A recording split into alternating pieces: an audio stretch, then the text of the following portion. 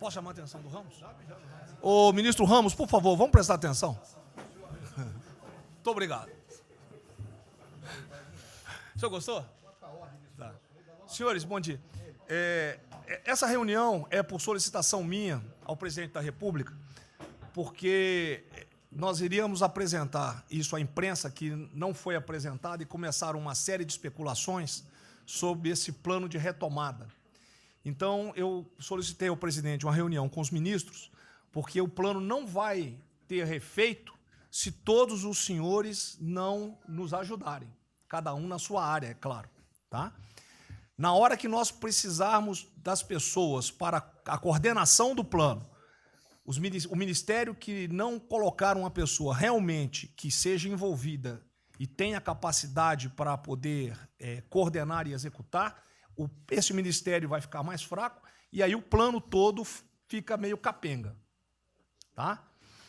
É uma apresentação de 10 minutos no máximo, mas é somente isso. Eu pediria também aos senhores que a finalidade não é reunião de ministros para nós discutirmos nada, é simplesmente para apresentarmos o plano. Como é que saiu essa ideia?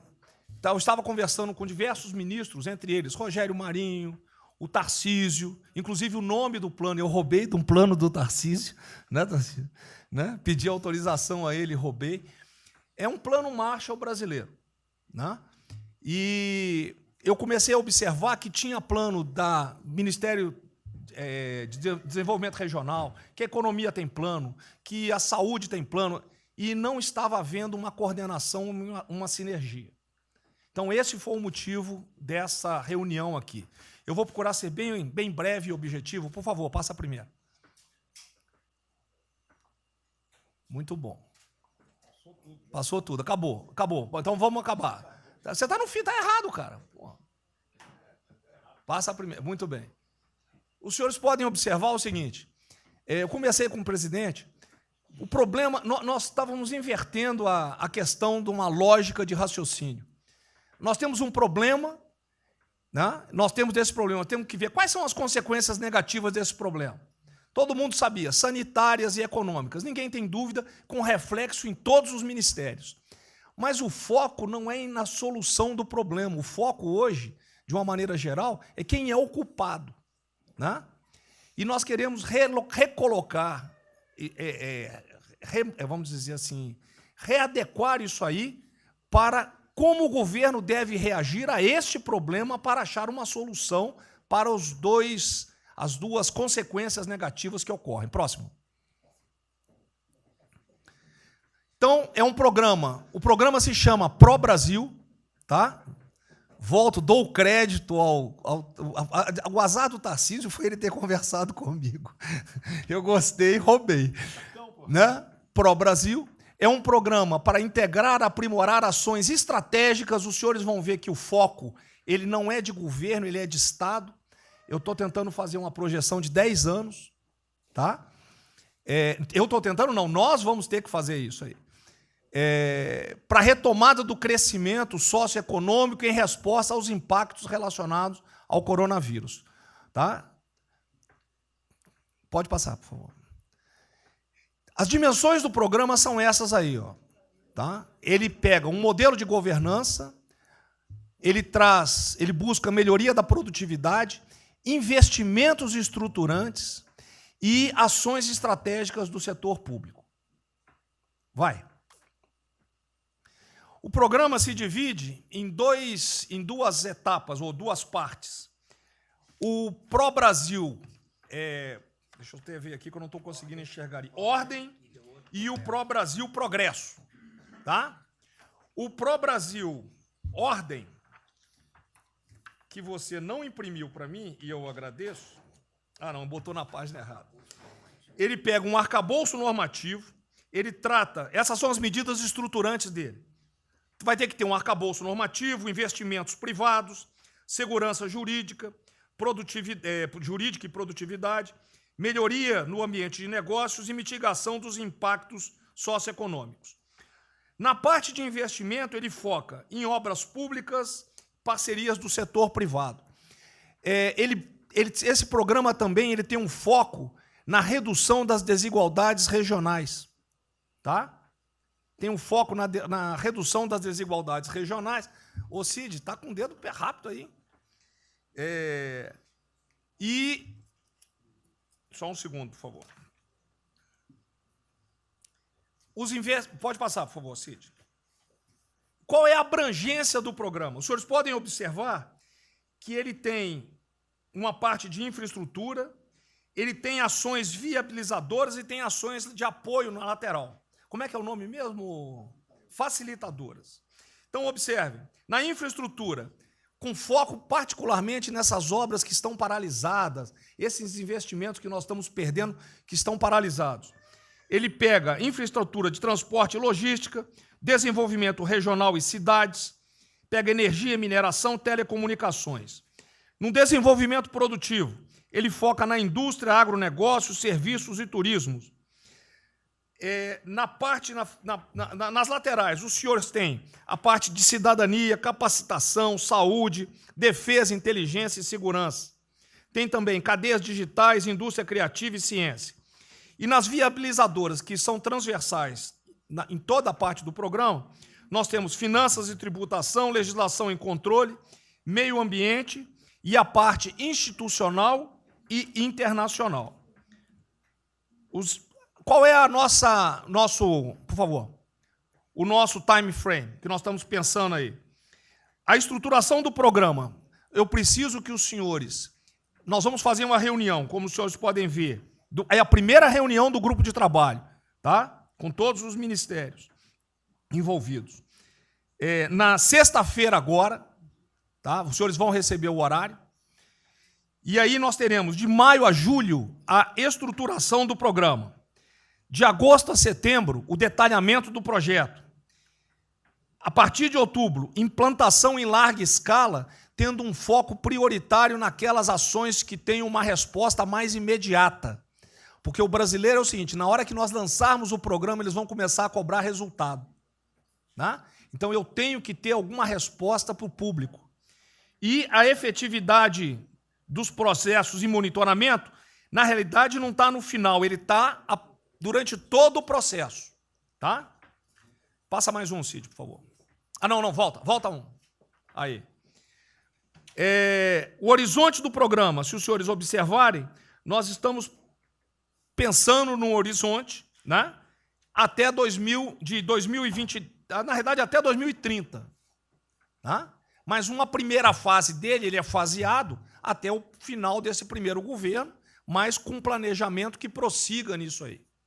Esse é o foco do que o trabalho que os grupos vão ter que apresentar. Tá ok? Pode passar a última, por favor.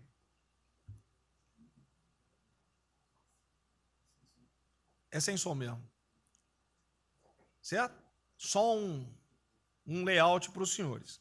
Então, na sexta-feira, eu solicitaria que os senhores, quando enviassem os representantes, esses representantes já viessem com uma noção dos programas ou do que os senhores pretendem dentro dos ministérios de vocês. Uma primeira ideia, e nós vamos partir disso para elaborar isso aí. O trabalho não será feito aqui é somente uma coordenação. Cada ministério vai fazer e nós vamos coordenar. Presidente, era só isso.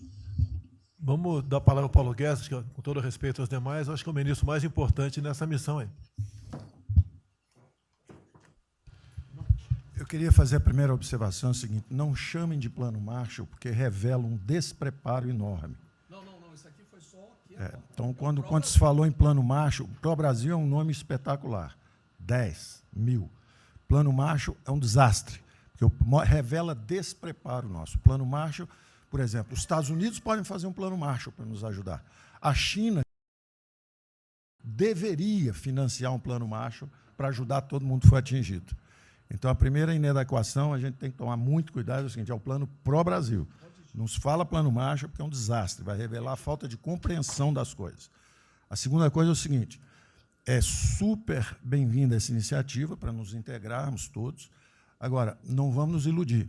A retomada do crescimento vem pelos investimentos privados, pelo turismo, pela abertura da economia, pelas reformas. Nós já estávamos crescendo.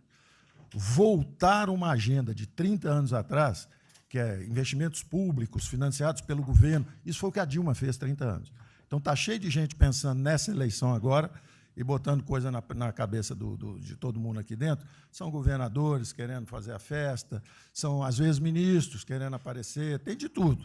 E todo mundo vem aqui, vamos crescer, agora temos que crescer, tem que ter resposta imediata, porque o governo vai gastar. O governo quebrou. O governo quebrou em todos os níveis. Prefeitura, governador e governo federal. O que nós conseguimos fazer? Nós sinalizamos o contrário. Nós desalavancamos o banco público, reduzimos o endividamento, baixamos os juros e o Brasil ia começar a voar. Então, se a gente lançar agora um plano, todo o discurso é conhecido, acabar com as desigualdades regionais, Marinho, claro, está lá, são as digitais dele. É bonito isso, mas isso é o que o Lula, que a Dilma estão fazendo há 30 anos. Se a gente quiser acabar igual a Dilma, a gente segue esse caminho. Então, eu acho o discurso bom, mas nós temos que tomar cuidado e reequilibrar as coisas. Não pode ministro, para querer ter um papel preponderante esse ano, destruir a candidatura do presidente, que vai ser reeleito se nós seguirmos o plano das reformas estruturantes originais. Então, eu tenho que dar esse recado, nós vamos estar à disposição, nós vamos ajudar tudo, mas nós não podemos nos iludir. O caminho desenvolvimentista foi seguido. O Brasil quebrou por isso. O Brasil estagnou. A economia foi corrompida, a política foi corrompida, a economia estagnou através do excesso de gastos públicos. Então, achar agora que você pode se levantar pelo suspensório, como é que um governo quebrado vai investir, vai fazer grandes investimentos públicos? Tarcísio sabe disso, conversamos sempre.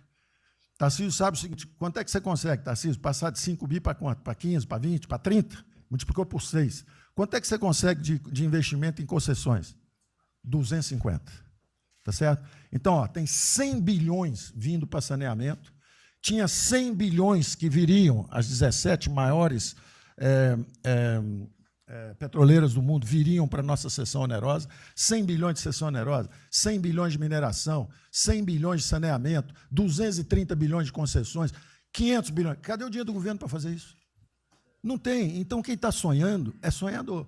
A gente aceita. Politicamente, a gente aceita. Vamos fazer todo o discurso da desigualdade, vamos gastar mais, precisamos eleger o presidente, mas o presidente tem que pensar daqui a 3 anos. Não é daqui a 1 ano, não. Tem muita gente pensando na eleição desse ano. É só a observação que eu faria. Eu estou fora de eleições municipais. Só um minutinho. A ideia aqui, ninguém falou em investimento público por enquanto. Inclusive, nós falamos ali em investimento... falamos, inclusive, em investimentos privados. O que tem que acontecer é o seguinte, eu estou vendo o plano de toda gente, nós temos que sentar... Isso, e aí, não, a imprensa, fundamental, a economia fundamental. vai dar exatamente o que pode, o que não pode. Fundamental a coordenação. Até Até para não sair na imprensa o que está saindo. Porque saiu na imprensa assim, plano Marshall e economia está fora. Quer dizer, alguém foi para a imprensa e falou, ó, vê um plano Marshall aí, a economia está fora. Quer dizer, enfraquecer o nosso discurso no momento desse é uma tolice, é um atentado contra nós mesmos. Espera um pouquinho, dá licença um pouquinho. Questão da imprensa. Eu acho que eu resumi hoje na frente do Palácio em 20 segundos. Eu não vou falar com vocês, que vocês não deturpam, vocês inventam. E potencializam. Tem que ser o papel de cada um. Não pode um sair daqui no cantinho, foi mais ou menos isso. Não pode falar nada, tem que ignorar esses caras. 100%. Senão a gente não vai para frente. A gente está sendo pautado para esses pulhas, o tempo todo jogando um contra o outro, até a Tereza Cristina contra mim, quem diz? Vou apaixonar pela Tereza Cristina, jogo ela contra mim, o tempo todo. Tá? Então, se a gente puder falar zero com a imprensa, é a saída. Bom, eu vou ser muito rápido aqui, general. Primeiro, parabéns. É fundamental esse processo de coordenação e de centro de governo. Nós precisamos ter isso cada vez mais aprofundado e com melhor qualidade. Segundo, eu quero, não precisa, mas eu quero me somar a essa visão do ministro Paulo Guedes, porque, vamos lá, nós recebemos o governo com 36 mil obras paradas. Oriundas da onde?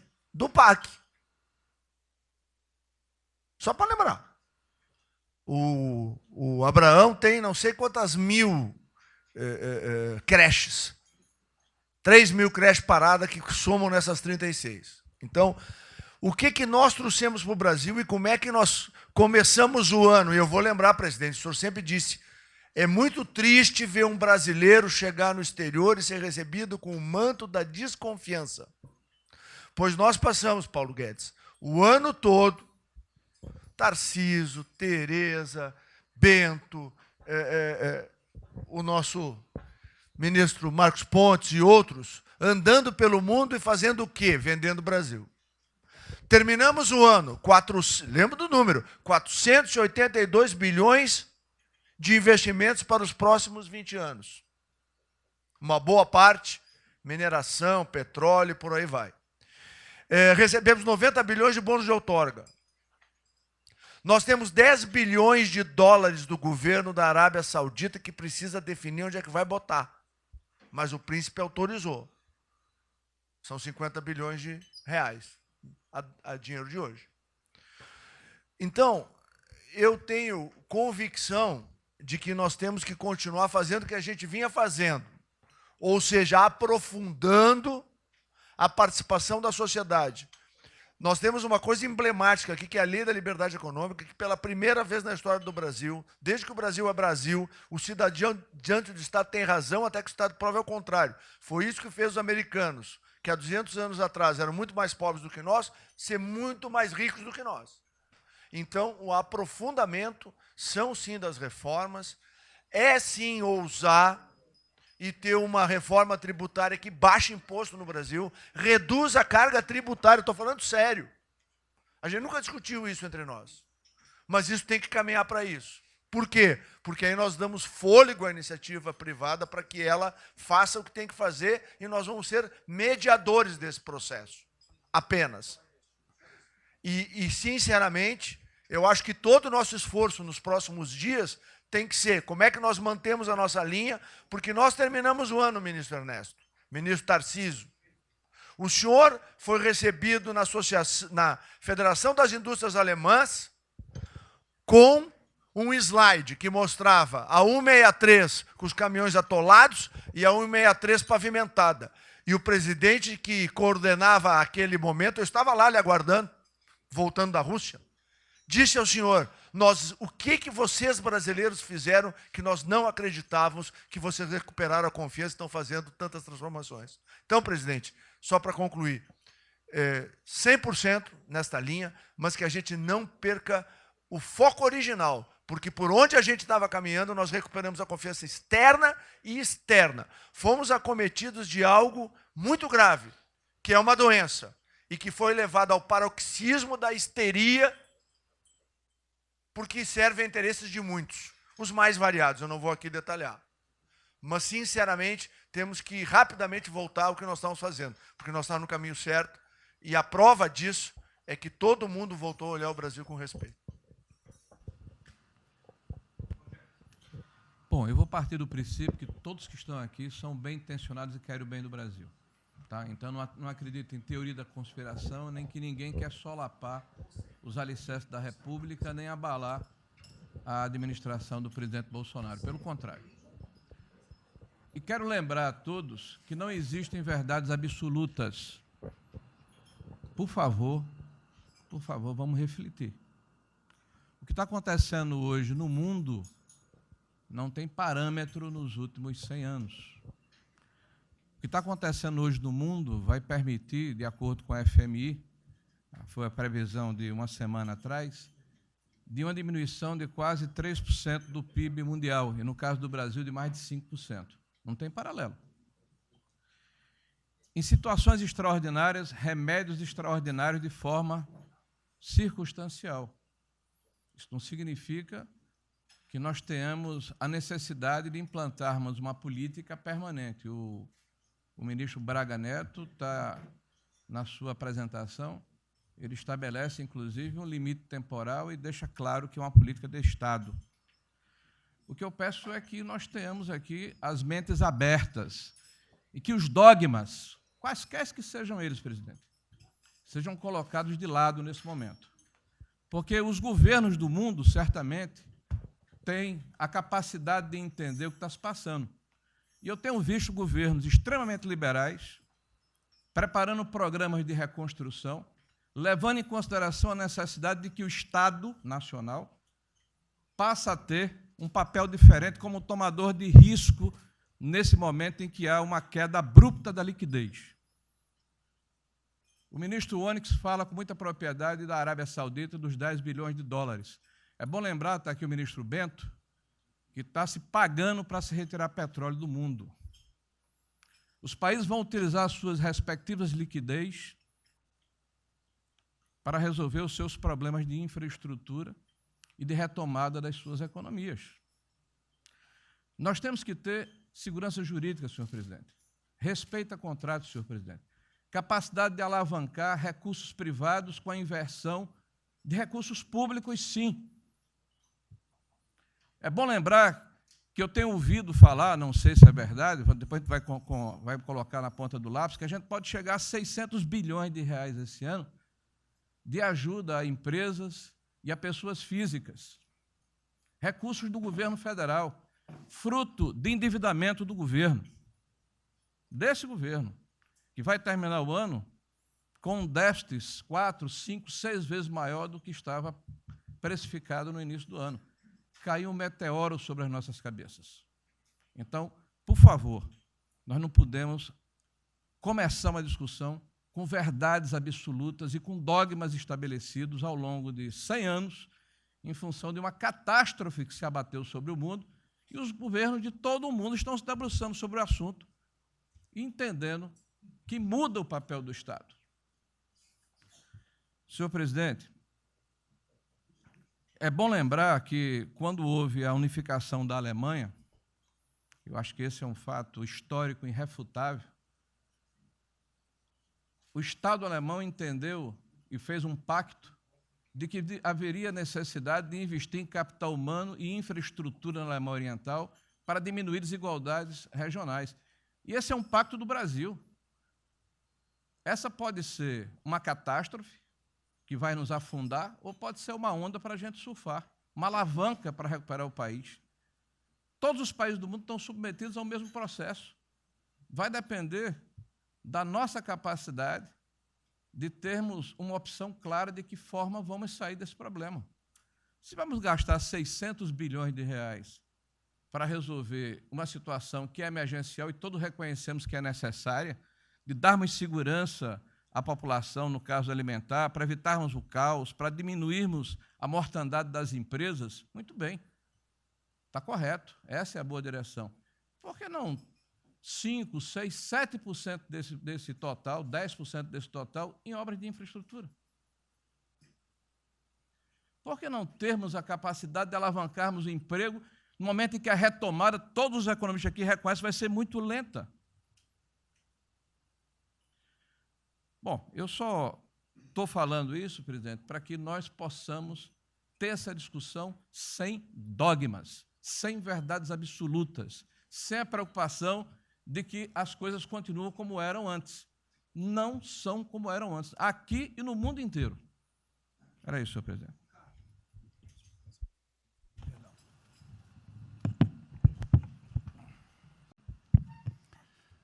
Presidente, eu estava assistindo atentamente a apresentação do colega ministro Braga Neto, e na parte final, ali no slide das questões transversais, está o meio ambiente, mas eu acho que o que eu vou dizer aqui sobre o meio ambiente se aplica a diversas outras matérias. Nós temos a possibilidade, nesse momento que a atenção da imprensa está voltada quase que exclusivamente para o Covid e daqui a pouco para a Amazônia, o general Mourão tem feito aí os trabalhos preparatórios para que a gente possa entrar nesse assunto da Amazônia um pouco mais calçado, mas não é isso que eu quero falar. A oportunidade que nós temos, que a imprensa não está nos dando um pouco de alívio nos outros temas, é passar as reformas infralegais de desregulamentação, simplificação, todas as reformas que o mundo inteiro, nessas viagens que se referiu o Onyx, certamente cobrou dele, cobrou do Paulo, cobrou da Tereza, cobrou do Tarcísio, cobrou de todo mundo, da segurança jurídica, da previsibilidade, da simplificação. Essa grande parte dessa matéria, ela se dá em portarias e normas dos ministérios que aqui estão, inclusive o de meio ambiente.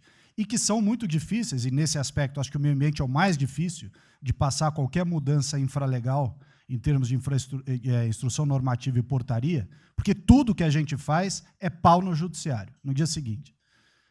Então, para isso precisa ter um esforço nosso aqui, enquanto estamos nesse momento de tranquilidade no aspecto de cobertura de imprensa, porque só fala de Covid, e ir passando a boiada, e mudando todo o regramento, e simplificando normas, de IFAM, de Ministério da Agricultura, de Ministério do Meio Ambiente, de Ministério disso, de Ministério daquilo. Agora é a hora de unir esforços para dar de baseada a simplificação de regulatório que nós precisamos, em todos os aspectos. E deixar a AGU, o André não está aí, né?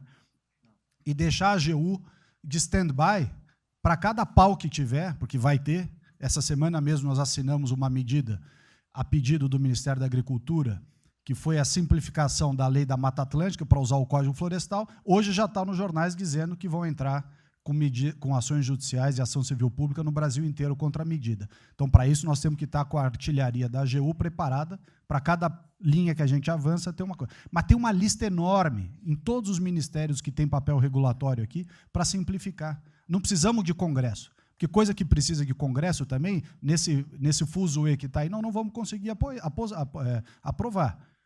Agora tem um monte de coisa que é só parecer, caneta. Parecer, caneta. Sem parecer também não tem caneta, porque dar canetada sem parecer é cana. Então, isso aí vale muito a pena. A gente tem um espaço enorme para fazer. E, enfim, acho que essa é uma questão importante que estava aí nos slides, Braga Neto. Que... Isso, exatamente. Só o senhor entender o seguinte, isso aqui é coordenação dos planos que eu sei que todos estão fazendo. Tá? O que vai ser possível executar ou não, vamos entrar naquelas...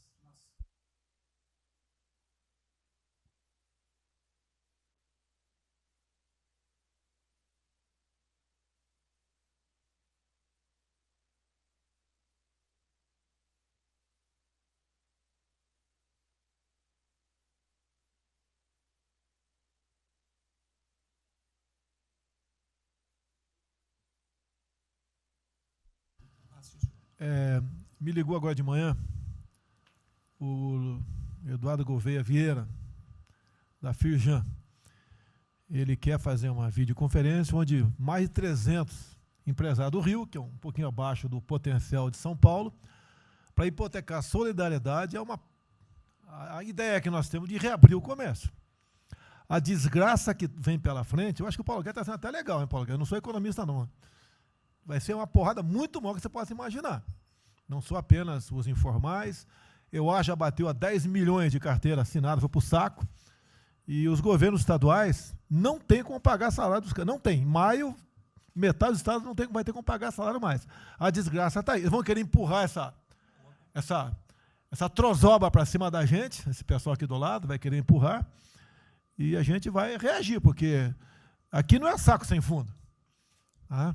Então, essa preocupação vamos ter. Paralelamente a isso, tem a OAB da vida, enchendo o saco do Supremo, para abrir o processo de impeachment, porque eu não apresentei meu exame de vírus, essas frescuradas todas, que todo mundo tem que estar ligado. Não é apenas cuidar do seu ministério, nessas questões que estamos tratando aqui, é tratar da questão política também. Tá certo? Então, essa preocupação temos que ter, porque a luta pelo poder continua, a todo vapor. E sem neurose da minha parte. Tá? O campo fértil para aparecer uns porcaria aí, né? Levantando aquela bandeira do povo ao meu lado, não custa nada. E o terreno fértil é isso, desemprego, caos, miséria, desordem social e outras coisas mais. Então, essa preocupação todos devem ter. Né? Não é, tá bom, o Ministério fatura, deu merda no colo do presidente. Não pode ser assim. Hoje eu vi o Magno Malta me defendendo. O Magno Malta, desculpa aí, foi tratado lá atrás para ser vice. Depois ele resolveu não ser, tudo bem. Depois foi tratado para ser ministro, tudo bem. Agora, politicamente, ele nunca me deu uma alfinetada e sempre está defendendo, com os problemas que ele tem. Então, não é o ministro ir de peito aberto e entrar no covil dos leões. Mas não pode. né? Por exemplo, quando se fala em possível impeachment, ação no Supremo, baseado em filigranas, eu vou em qualquer lugar do território nacional. Ponto final. O dia que for proibido de ir para qualquer lugar do Brasil, pelo Supremo, acabou o mandato. E espero que eles não decidam, ou ele, né, monocraticamente, querer tomar certas medidas, que daí nós vamos ter uma crise política de verdade. E eu não vou meter o rabo no meio das pernas. Isso, zero. Tá certo? Porque se eu errar, se achar um dia ligação minha com o empreiteiro, dinheiro na conta na Suíça, porrada, sem problema nenhum. Vai para o impeachment e vai embora. Agora, com frescura, com babaquice, não. Até em cima do que eu falei, em frente ao Forte Apache. Eu sou o chefe supremo das Forças Armadas. Ponto final. O pessoal estava lá, eu fui lá, dia do Exército. E falei algo que eu acho que não tem nada demais. Mas a repercussão é enorme. Oh, AI-5. Cadê o AI-5? Acabou com o AI-5, não existe adicional no Brasil mais. É uma besteira. Artigo 142. É um pessoal que não sabe interpretar a Constituição.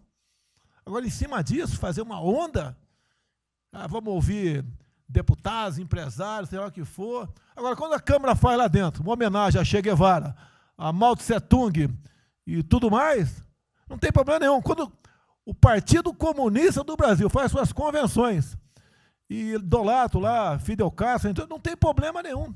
Quando um coitado levanta uma placa de AI-5, que eu estou me lixando para aquilo, porque não existe AI-5. Não existe. Artigo 142. Nós queremos cumprir o artigo 142, todo mundo quer cumprir o artigo 142. Em haver necessidade, qualquer dos poderes pode, né, pedir às Forças Armadas, né, que intervenham para restabelecer a ordem no Brasil, naquele local, sem problema nenhum. Agora, todos, né, têm que se preocupar com a questão política, e a quem de direito, tira a cabeça da toca, porra. Não é só ficar dentro da toca o tempo todo, não. Estou bem, estou cuidando da minha imagem, a minha imagem está aqui, eu sou bonitinho, e o resto se explode. Não, tem que fazer a sua parte. Então é isso que eu tento falar com você, que depois de um certo momento, onde chegar a cabeça dessas pessoas, fica difícil voltar atrás. Daí querem uma crise, é uma crise. Não tenho amor por esse mandato, por a cadeia de presidente. Zero. Não vou provocar ninguém. E assim como a defesa faz uma nota muito boa, dizendo que vai cumprir a Constituição, liberdade, 10, e não aceita golpe, 10, também não aceita o contragolpe dos caras, porra. Vai deixar alguns malucos aí, que a gente sabe quem são, ficar aí naquela fervura de o presidente é irresponsável, ele é maluco, ele é genocida. Não é assim. O que vale para um lado, vale para o outro. O que não vale para um lado, não vale para o outro. Essa é a nossa preocupação que devemos ter. Com isso que está aqui, o pró-Brasil, mas também com a questão política. Se nós começarmos a falar com propriedade, e tem muita gente que fala muito melhor do que eu, e tem um conhecimento muito melhor do que eu, tem que falar, pô, discretamente, mas tem que falar, para não deixar subir a temperatura, que é só porrada o tempo todo em cima de mim. E vou continuar indo em qualquer lugar do Brasil, ponto final, o problema é meu. Tá certo? Se eu não tivesse direito de ir e vir, prefeitinho lá do fim do mundo, um jaguapoca de um prefeito, manda prender. Tem que a justiça se posicionar sobre isso, porra. Tem que se posicionar sobre isso abertamente. Não admitimos prisão por parte de prefeitos e o decreto. Tem que falar, não é ficar quieto. E aquele direito aqui, e todos os ministros têm que falar isso aí, não é só a justiça. Todos têm que falar. Não é ficar, toca o barco não e vamos em frente.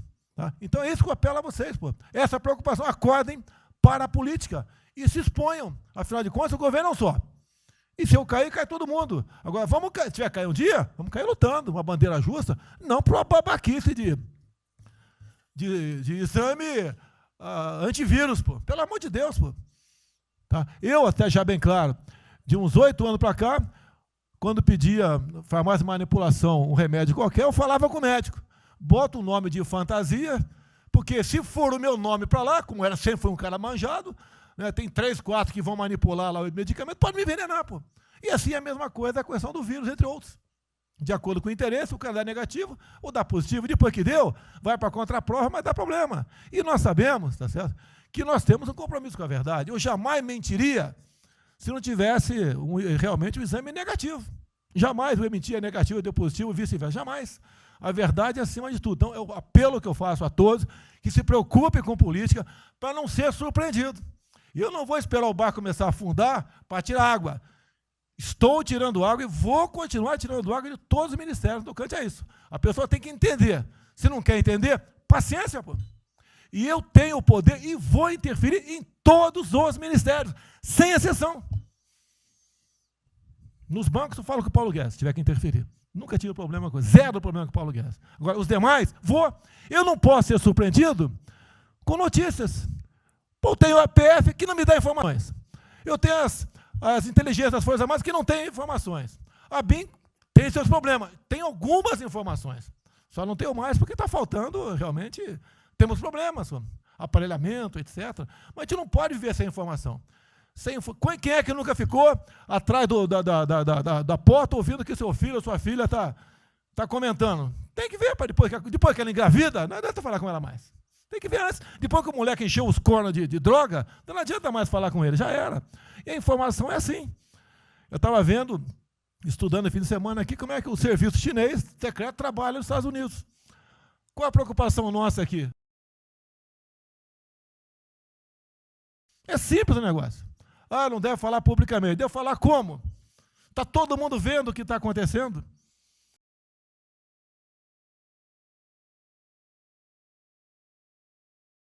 Tudo bem.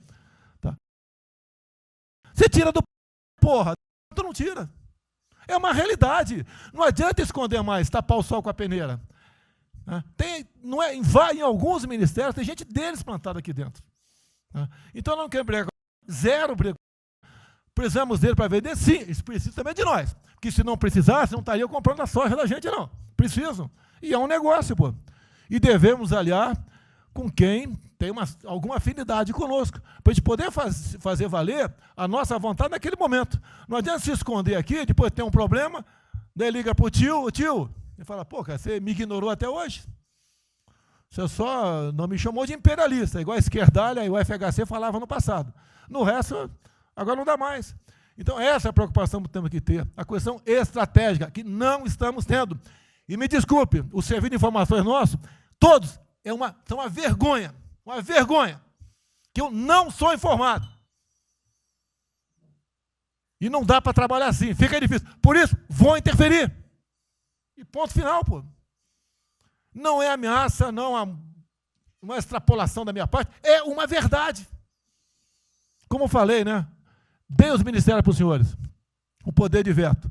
Mudou agora, tem que mudar, pô. E eu quero realmente governar o Brasil. Nós precisamos de todos aqui, como disse o Marinho, né? Aqui é o mesmo barco. Se alguém cavar no porão aqui, vai todo mundo para o saco aqui, vai todo mundo morrer afogado. Então é isso que a gente precisa, é pensar além do que tem que fazer internamente aqui. Quando explodiu o Inmetro, eu conversei com o Paulo Guedes. Desculpa a linguagem, é uma putaria o Inmetro. Trocar tacógrafo, tocar taxímetro, botar chip na bomba de combustível, putaria, igualzinho a tomar 3 pinos. Está muito bem agora, a imprensa enfiou porrada. Botou um coronel. Coronel formado pelo IME. Não ia botar um coronel sem uma formação. Tá? E assim nós devemos agir, como estava discutindo agora. IFAM, está lá vinculado à cultura. Eu fiz a cagada em escolher, não escolher uma pessoa que tivesse também outro perfil. Uma excelente pessoa que está lá, tá? Mas tinha que ter outro perfil também. O IFAM para qualquer obra no Brasil.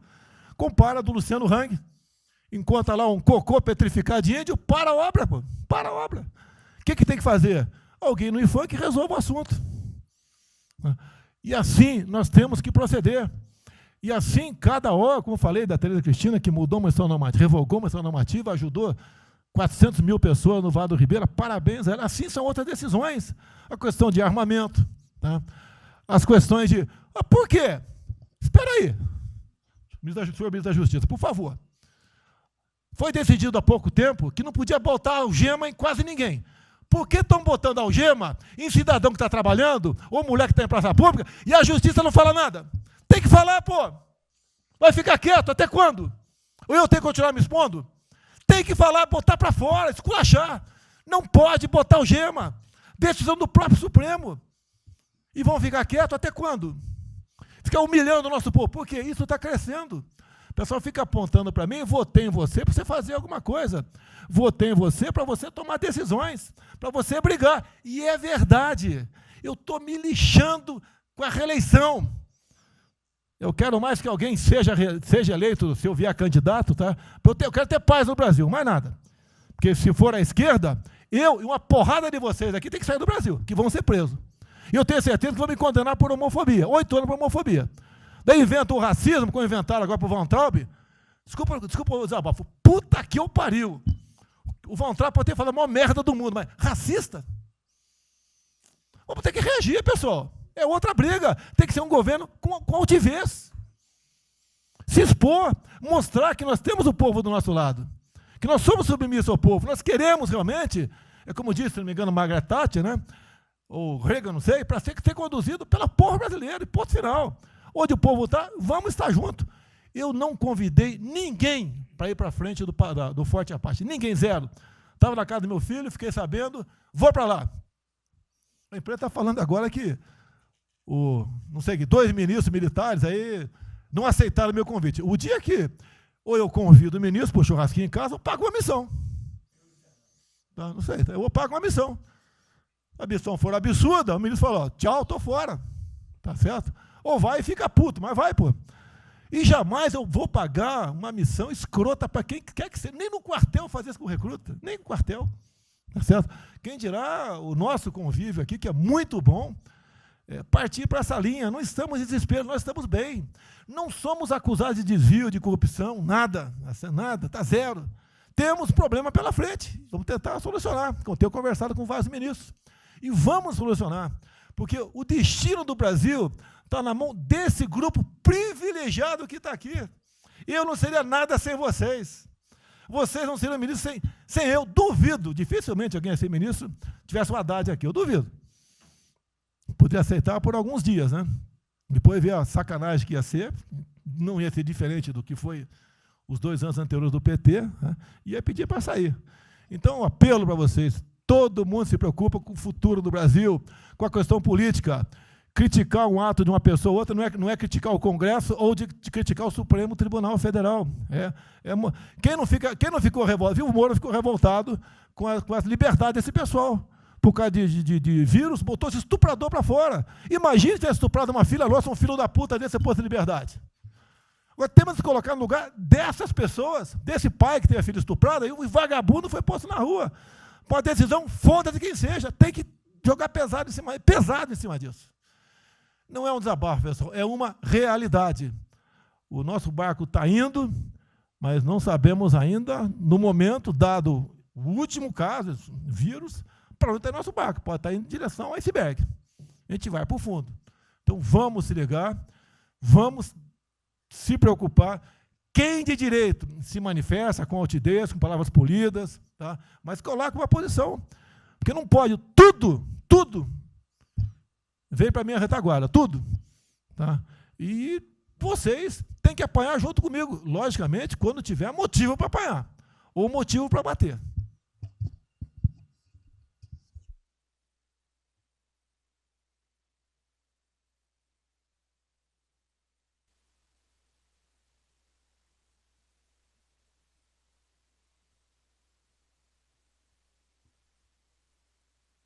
Nelson e o Paulo Guedes. Aí eu pediria só aos senhores que fossem breves. Não. Você também? Ele quer cobrar os royalties do programa aí. Depois do Paulo, depois do Moro. Não, bem, a primeira questão do plano ali que foi apresentado, fica aqui o registro do meu elogio, certo que ele tem que ser preenchido aí nos detalhes, existem as questões econômicas a ser resolvidas lá pelo Ministério da Economia, a ser trabalhado também com as outras áreas econômicas. Só faria uma sugestão aqui, ministro, se pudesse colocar desde logo, em algum momento desse plano, alguma referência importante também à segurança pública e a controle da corrupção. Foram 2 temas centrais, né, nas últimas eleições, e são 2 temas que, embora, é claro que o plano vai ficar sujeito aí ao detalhamento necessário, mas acho que é importante ter uma referência inicial para não parecer que nós estamos descurando desses aspectos específicos. Nós não entramos em detalhes, porque isso aqui dentro, isso aí, para mim, viria no detalhamento do Ministério. Mas eu acho que politicamente cabe. Não, sim, sim. Não, eu entendo que cabe no detalhamento, mas acho que uma referência, né, seria interessante. A gente tem que apontar também que ou foi uma vitória do governo, do presidente. Ano passado houve uma queda expressiva desses principais indicadores criminais. Isso, embora seja mais vinculado com a questão da vida e segurança das pessoas, também é um fator importante para o investimento econômico, para atrair, melhorar o ambiente econômico. E o controle da corrupção também é pressuposto, né? Então, faria exclusivamente essa sugestão específica.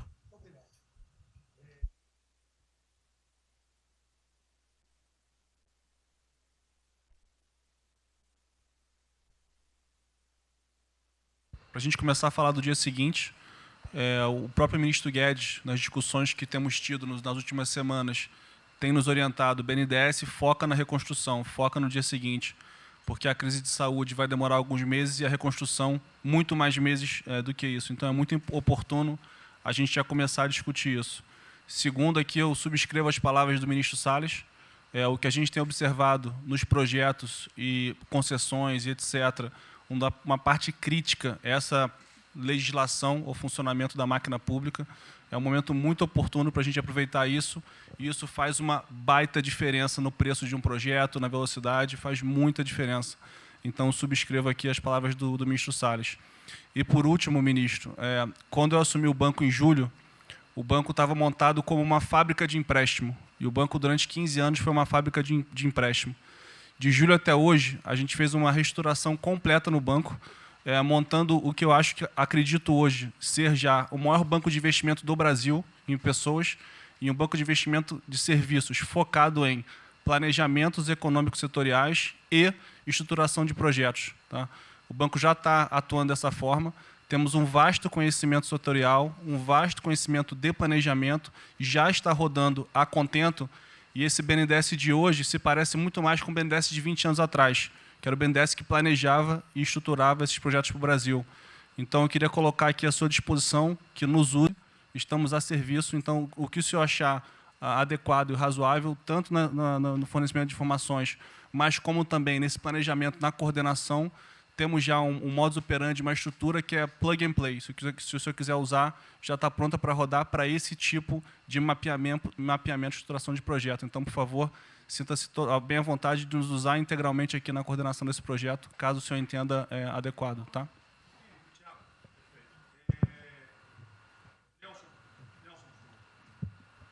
Alô? Bom, estou chegando aqui, então é importante que eu coloque para vocês como é que a gente vai trabalhar. Né? A saúde ela é fundamental, porque enquanto a gente não mostrar para a sociedade que a gente tem o controle da doença, da saída dela, qualquer tentativa econômica vai ser ruim, porque o medo vai impedir que você trate a economia como uma prioridade. Então, controlar a doença hoje é fundamental. E controlar a doença não significa que a gente vai curar a doença em uma semana, mas que a gente não é um barco à deriva e que a gente tem uma estratégia para trabalhar essa doença. Né? Então, são 3 coisas que a gente vai trabalhar. Primeiro, a informação, para entender o que é a doença, qual é a evolução dela, como é que está a infraestrutura para cuidar da doença. Porque um dos grandes problemas que a gente tem hoje, se a gente olhar o Brasil hoje, ele é um dos melhores países em número em relação à mortalidade. O que assusta é você ver que o hospital não consegue atender, a gente no frigorífico, a gente que está abrindo cova em algum lugar para enterrar, e isso traz medo. E o medo impede que qualquer outra atividade tenha sucesso. Porque enquanto isso não for sanado, o restante vai ter muito pouca chance de ser comprado pela sociedade. A segunda coisa é estruturar a operação de cuidado. Então, a gente vai investir em logística, vai investir na parte de compra e tentar melhorar o processo. Por quê? Porque se eu tiver os hospitais funcionando, eu vou ter os pacientes tratados, eu não tenho a sensação da crise, o medo melhora e o restante pode entrar. E a terceira coisa é a gente deixar claro um programa de saída do isolamento, do distanciamento. Não é que vai sair amanhã, mas a gente tem que ter um planejamento, porque aí a gente realmente mostra que a situação está na nossa mão. Pode ser que demore um pouco, mas a gente está controlando esse processo, porque a gente não está sendo um barco à deriva. Então, basicamente, eu queria falar para vocês, essa é a forma como a gente vai tratar, e a gente vai estar interagindo com todos os ministérios que forem necessários para que isso aconteça da forma mais rápida possível. Basicamente é isso, e prazer estar aqui com vocês. Ontem eu liguei para o diretor-geral da Polícia Rodoviária Federal. Chegou ao meu conhecimento uma nota que era dele sobre o passamento de um patrulheiro. E ele enfatizou que era Covid-19. Eu liguei para ele. Por favor. O que mais? Ele era obeso, era isso, era aquilo. Bem, tinha... Como é que é? Comorbidades. Comorbidades. Mas ali na nota dele só saiu Covid-19. Então vamos alertar a quem de direito ao respectivo ministério, pode botar Covid-19, mas bota também, tinha fibrose, um montão de coisa, não entendo esse negócio não, tem um montão de coisa lá, para exatamente não levar o medo à população. Porque a gente olha, morreu um sargento do Exército, por exemplo, a princípio é um cara que está bem de saúde, né? Um policial federal, né? Seja lá o que for. E isso daí não pode acontecer. Então a gente pede esse cuidado com os colegas, tá? A quem de direito ao respectivo ministério, que tem alguém encarregado disso, né? Para tomar esse devido cuidado, para não levar mais medo ainda para a população. Você perguntou em relação... Ele me perguntou quanto tempo levaria para mostrar um plano, alguma coisa. Eu acredito que... Nós já conversamos hoje.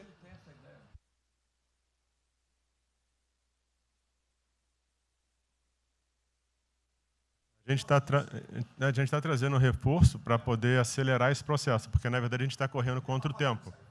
Enquanto a gente não conseguir controlar a percepção que a gente hoje tem condição de cuidar das pessoas, vai ser difícil, né? E o problema da doença é que você pega um sistema que, se você fala em eficiência, os hospitais têm que ser eficientes. Então, quando você fala em eficiência, você vai quase no limite do cuidado. Você não tem sobra, você não tem gordura. Quando você pega uma doença que chega, que é muita gente ao mesmo tempo, você não consegue ter agilidade para preparar o sistema para cuidar dela. E a gente tem um problema adicional que a gente tem que tomar cuidado, que é o seguinte: como você tem os hospitais com pouca... Você tem muita gente falando de Covid, mas os hospitais estão diminuindo muito o atendimento, o que significa que eles vão ter problema financeiro. Se isso prorroga, esses hospitais vão ter cada vez mais dificuldade, você vai poder ter um hospital mais sucateado, um hospital fechado. O que está acontecendo hoje? Vamos botar em números hoje, que a gente tem 4 milhões de pessoas hoje com a Covid. O Brasil hoje tem 212 milhões de pessoas. Tem 208 milhões que não estão tendo a atenção necessária. Então, você tem câncer, cardiovascular, isso tudo está represado, é demanda reprimida.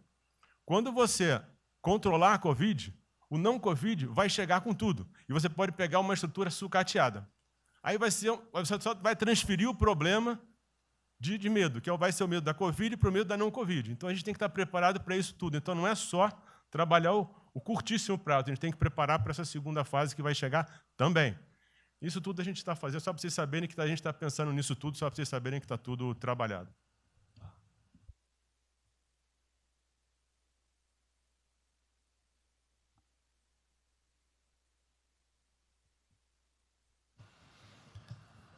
Só para louvar a iniciativa, acho que é importante essa coordenação da Casa Civil. Tenho certeza que é o que a sociedade...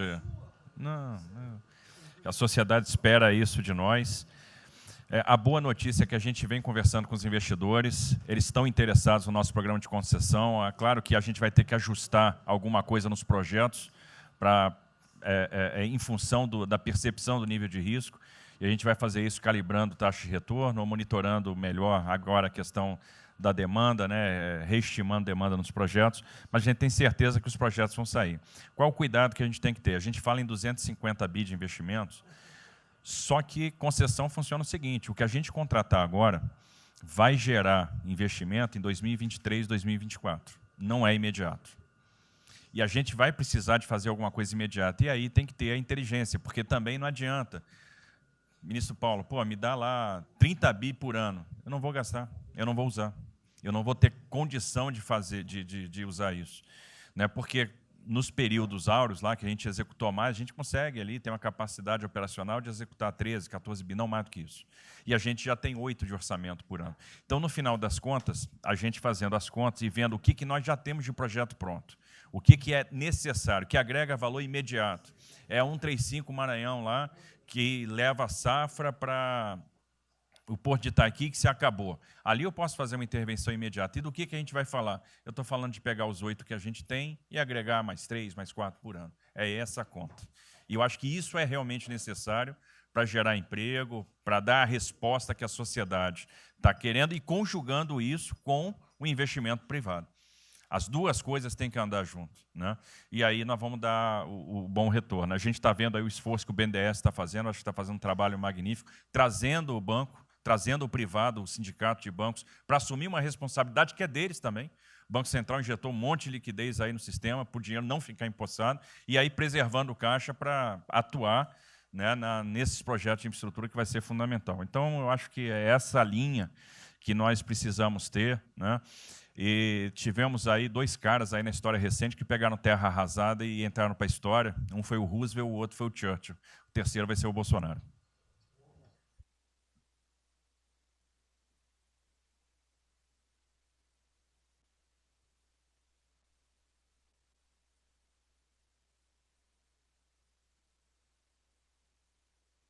São só 5 pontos muito rápidos. Primeiro, presidente, o maior programa da história do mundo de inclusão social, digital, que nós estamos fazendo nesse governo, pessoas que tomavam dinheiro a 25% ao mês. Quer dizer, todos os ladrões lá, PT, PMDB, PSDB, aquela ladroagem toda, 25% ao mês. E ninguém se indigna. Esse governo que se indignou, o governo dos liberais. Então, assim, acho que a gente está com um problema de narrativa. Hoje de manhã, por exemplo, o pessoal da Band queria dinheiro. O ponto é o seguinte, vai ou não vai dar dinheiro para Bandeirantes? Ah, não vai dar dinheiro para Bandeirantes? Passei meia hora levando porrada, mas repliquei. E falei, olha, vocês estão em casa? Eu tenho 30 mil funcionários na rua. Não tem esse negócio, essa frescurada de home office. Eu já visitei 15 agências. E você em casa? Aí o pessoal ficou um pouco mais calmo. Quer dizer, eu posso ter 30 mil brasileiros nas agências lá. Sabe quantas pessoas a Caixa está pagando hoje? 7 milhões de pessoas. E todo mundo em home office. Que porcaria é essa? Desculpa o meu ponto, presidente. Quando o senhor falou, pô, eu vou me emocionar. O Luiz Lima, que nadou com meu pai, foi atleta olímpico, teve a esposa e a filha de 14 anos presa ontem, num camburão. Que porra é essa? Desculpa. Que porra é essa? O cara vai pro camburão com a filha. Se fosse eu, ia pegar minhas 15 armas e ia dar uma... Eu ia morrer. Porque se a minha filha fosse pro camburão, eu ia matar ou morrer. Que isso? Estava nadando, é uma atleta olímpica. Você tira a pessoa está nadando com 14 anos. Eu tenho uma filha, Maria, de 14 anos. Se a minha filha fosse para o camburão, ou eu matava ou eu morria. Que isso? E a esposa do Luiz Lima nem usou o fato de ser esposa de um deputado federal. Mas ela assim, foi calada e saiu calada. E aquele governador roubando para a direita, para tudo quanto é lado. Então, o governador rouba, aí ele sai prendendo todo mundo e fica tudo isso por isso mesmo. Aí a gente faz o maior programa da história da humanidade de inclusão de pessoas que recebiam 25% ao mês, cobravam. PSDB, PT, PMDB, aquele grupo todo. Na hora de privatizar, todo mundo, porra, com 200 milhões, 300 milhões, porra. Tem vice-presidente da Caixa que eu expulsei, dos 120, 105 eu tirei. E se o senhor precisar, obviamente, o meu chefe é o ministro Paulo Guedes, ele decide. Não tem problema. Inclusive, porque o que acontece é o seguinte, se roubar, eu vou ligar para o ministro Moro para prender. Agora, se precisar de uma diretoria, não sei o quê, desde que sejam honestos, o ministro Paulo Guedes é que decide, etc. Mas dos 120, eu tirei 105. E na Caixa não tem desonestidade, até onde eu saiba. Mas, assim, eu acho que a gente está levando muita porrada, presidente. E, de novo, não estou dizendo de ninguém daqui, não, só leva porrada. Agora, tem um limite. Desculpa, todo lugar que eu vou, as pessoas normalmente são educadas. Mas a paciência chega num limite, obviamente não dessa maneira, eu acho que tem um ponto. Nós estamos emprestando 154 bilhões de reais, mas só um ponto que eu acho importante, Tarcísio é super meu amigo e ele é muito esperto. Qual que é o grande ponto que a gente tem que evitar? O cara que está quebrado, já estava quebrado antes e quer a nossa molezinha. Então, assim, claramente tem que ajudar e eu concordo. Tanto que nós emprestamos 43 bilhões de reais para o segmento imobiliário. 1,5 milhão de pessoas deixaram de ser demitidas. Agora, não é para todo mundo, não. Aquela empresa que já estava quebrada antes, por que a gente vai dar molezinha? Então, este ajuste fino é importante, os bancos têm que fazer. Por quê? Último ponto que eu falo. Já estou sendo processado também, vamos nós dois juntos para a cadeia, por causa do auxílio emergencial. Sabe o que tem? Tem gente do TCU dizendo que a gente está ganhando muito e tem gente dizendo que a gente está ganhando pouco. Ferrou. Ou seja, tem gente querendo me prender porque está dizendo que a gente está ganhando muito. E tem gente querendo me prender, que são aqueles caras lá que estavam antes, dando pouco. Vou acabar sendo preso, mas o que a gente não vai fazer? Deixar 30, 40, 50 milhões de pessoas passarem fome. Então, é só o meu recado dizendo o seguinte, a Caixa é o banco de todos os brasileiros. Poxa, a gente está com 30 mil pessoas. Eu passo ligando, 45 pessoas na Caixa tiveram coronavírus. 2 faleceram, um, na verdade, com 70 anos, que já estava aposentado, e outro. A pessoa, eu chorei mais do que a pessoa, a mãe. Uma pessoa em 30 mil que estão o dia inteiro. E eu já falei para minha esposa, se tiver qualquer coisa, eu vou tomar 1 litro de hidrocloroquina, aquelas coisas todas. Então, assim, eu acho que a gente está, só o último ponto, numa questão de histeria coletiva. Quer dizer, eu posso ter 30 mil funcionários da Caixa pagando 7 milhões hoje, 2 milhões na segunda, ontem a gente abriu 800 agências, vamos abrir no sábado, no domingo, 2 horas antes. Então, o que a imprensa quer? Que você pague, e dane-se os funcionários da Caixa. Mas se morrer 2, Jornal Nacional, presidente Bolsonaro e presidente Pedro, irresponsáveis porque abriram. A gente só vai levar porrada. Agora, realmente, meu ponto é inaceitável, foi a primeira vez que aconteceu. Eu conheço a Milene Comini, atleta olímpica. Quer dizer, um atleta olímpico, a esposa atleta olímpica, a filha de 14 anos no camburão. Eu não sei se eles botaram atrás ou no meio. E aí você solta estuprador, então acho que realmente tem uma questão. E, de novo, eu quero só reforçar uma coisa. O ministro Moro, em um dia, resolveu um problema muito importante. Muito obrigado, ministro. O que aconteceu? Os guardas, né, os que ficam dentro da agência, não poderiam, pela legislação, ir para fora. O que aconteceu? O ministro, em 5 horas, resolveu o problema. Então, nos próximos 90 dias, os atendentes da Caixa Econômica Federal, os guardas, vão poder ir para fora para ajudar a fila. Né? Ou seja, porque tem uma fila, tem 250 agências que tem 500 pessoas na fila. E aí, com a ajuda do ministro Moro, da Polícia Federal, eles emitiram uma portaria. Então, só para finalizar, quero agradecer, ministro, porque só o registro aí, esse até foi fácil de resolver, foi a Polícia Federal que resolveu.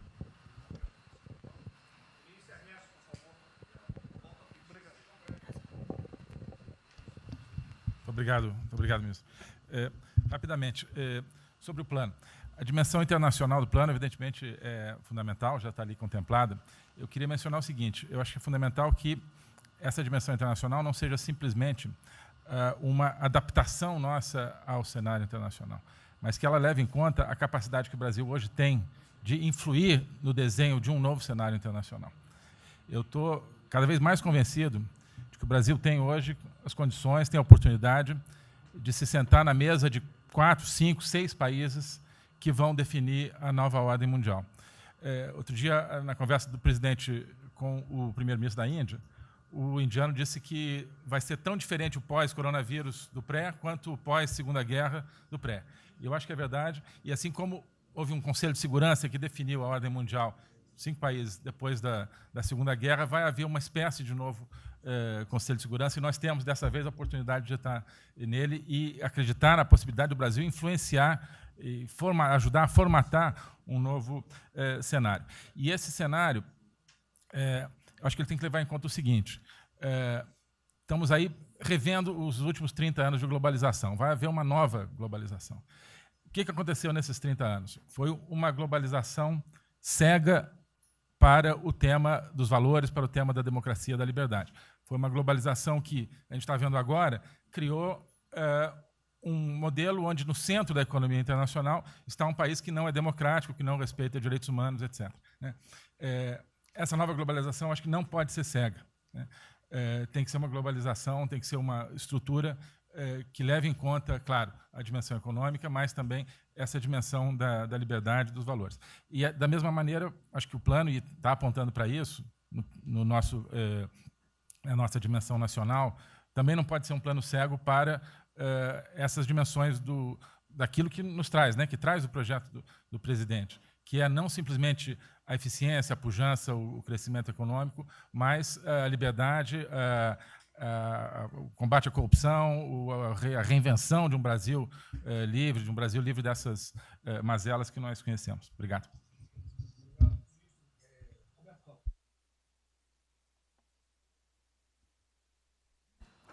Não, é bem rápido. Eu só vou voltar numa história. Vou voltar aqui numa história breve, que é lembrar que no fim do governo Dilma a taxa de juros era 14,5%, a curta, mas a taxa longa era 20%. E aí, quando a gente olha o que aconteceu e o que proporcionou a taxa de juros cair, é interessante, porque teve um dia, 18 de agosto, que saiu uma manchete no jornal que todos os elementos apontavam que ia ter o teto de gastos. Naquele dia, a curva de juros longa começou a cair e foi quando depois o presidente do Banco Central anterior começou a cair os juros. Ele caiu os juros até o nível de 6,5%, estabilizou, teve a incerteza das eleições, com a incerteza do PT poder voltar, a taxa piorou. Depois, curiosamente, quando o mercado entendeu que ia ter a Previdência, foi quando abriu espaço para cortar os juros novamente. Então, a razão dos juros ter ido de 14,5%, ou 15%, ou 20% para o que está hoje foi o fato da sociedade, do mercado ter entendido que o governo ia ter disciplina em relação às contas públicas. Isso a gente não pode esquecer. Tá?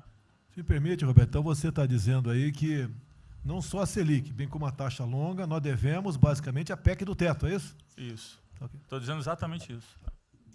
E depois também a Previdência.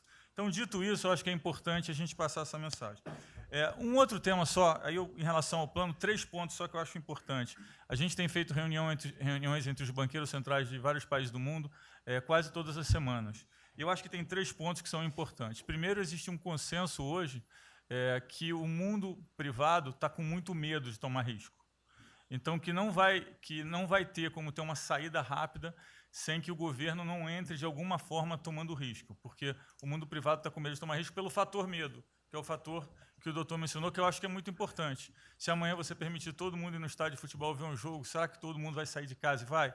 Qual é o fator medo? E o fator medo é interessante, porque quanto mais informação você tem, mais medo você tem, porque a mídia joga medo. Então, você tem hoje uma classe mais alta que tem mais medo que a classe mais baixa, exatamente porque eles têm mais acesso à informação e a informação é enviesada. Então, primeiro ponto é esse tema de tomar risco. O segundo ponto rápido é um tema que eu acho que está muito crescendo também, está crescendo bastante, que é a análise, que a gente chama de análise intertemporal. Quando você faz uma ajuda, quando o governo faz um gasto, geralmente acontece 2 coisas. Ou você bota fundo perdido, ou seja, esse gasto não vale nada, e aí vai ter um reflexo na economia, na taxa de juros, ou as pessoas exageram e falam, não, esse gasto vai ser multiplicador. Provavelmente não é nenhuma coisa nem outra. O que eu acho que falta de analisar os gastos do governo é o quanto desse gasto que eu recupero lá na frente, via preservar emprego, via manter uma empresa viva que ia morrer. Então, eu acho que falta análise completa do gasto. O gasto nunca é fundo perdido. Também ele nunca é muito multiplicador, ele é um meio do caminho entre uma coisa e outra.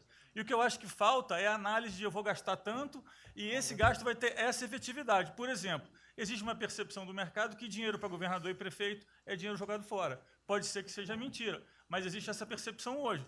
E tem vários vídeos rodando por aí, os senhores devem ter visto, de que o dinheiro vai para a prefeitura e não vai parar, porque vai em bem intangível, que é difícil de controlar. Vai em programa que você nunca tem como monitorar.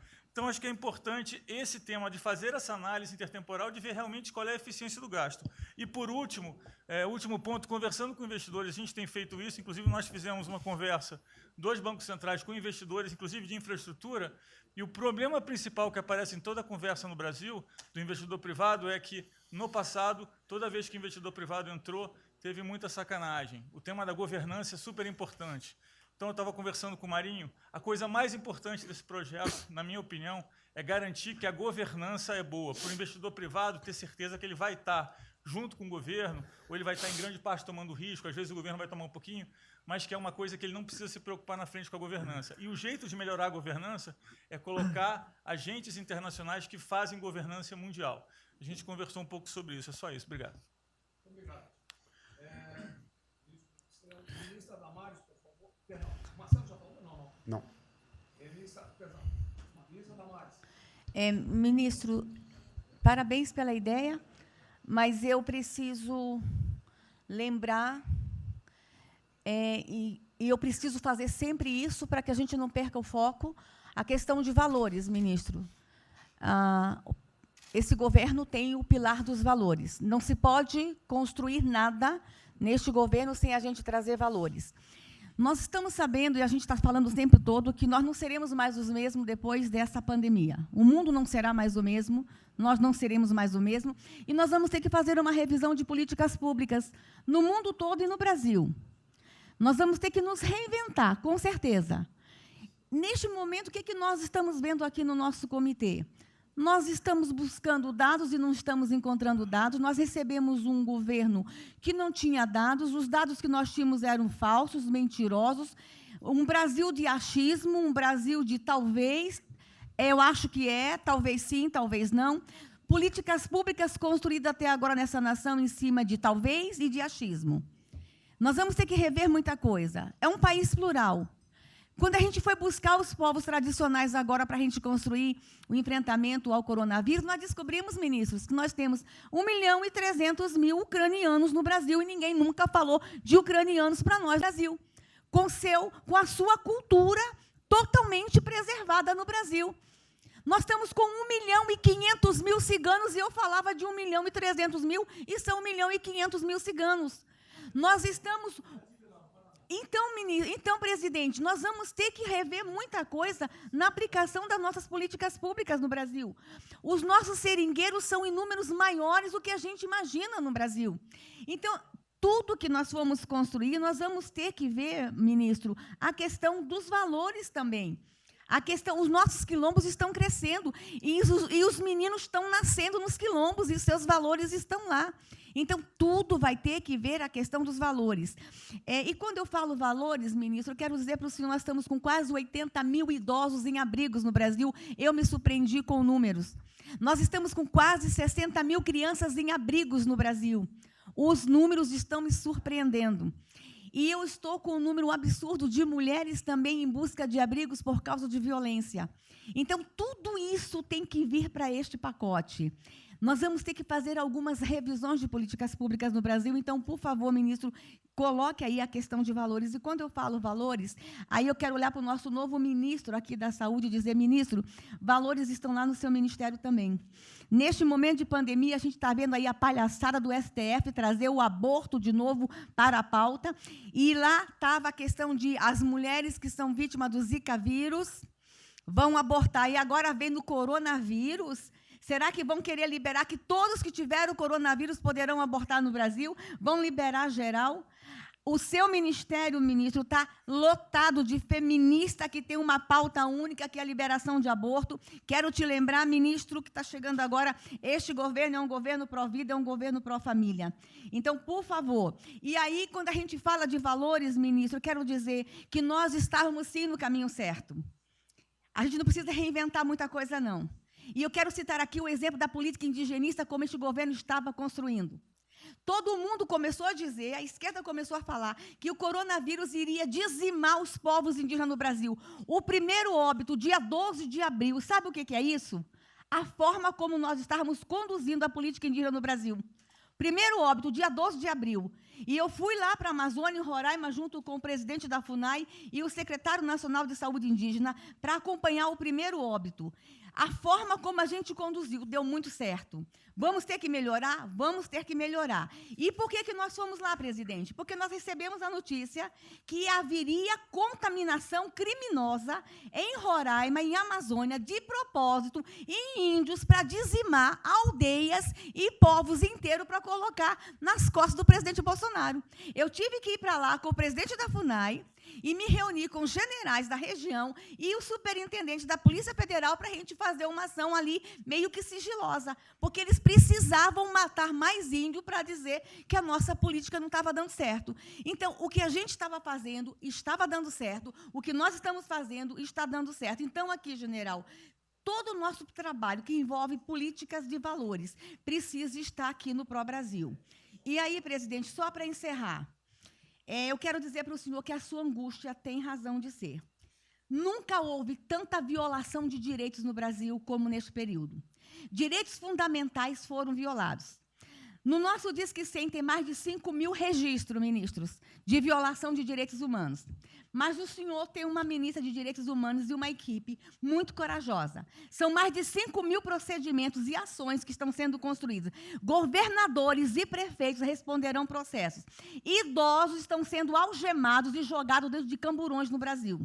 Mulheres sendo jogadas no chão e sendo algemadas por não terem feito nada.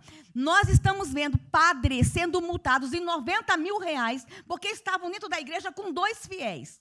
A maior violação de direitos humanos da história do Brasil nos últimos 30 anos está acontecendo neste momento. Mas nós estamos tomando providências, a pandemia vai passar, mas governadores e prefeitos responderão processos e nós vamos pedir, inclusive, a prisão de governadores e prefeitos. E nós estamos subindo o tom.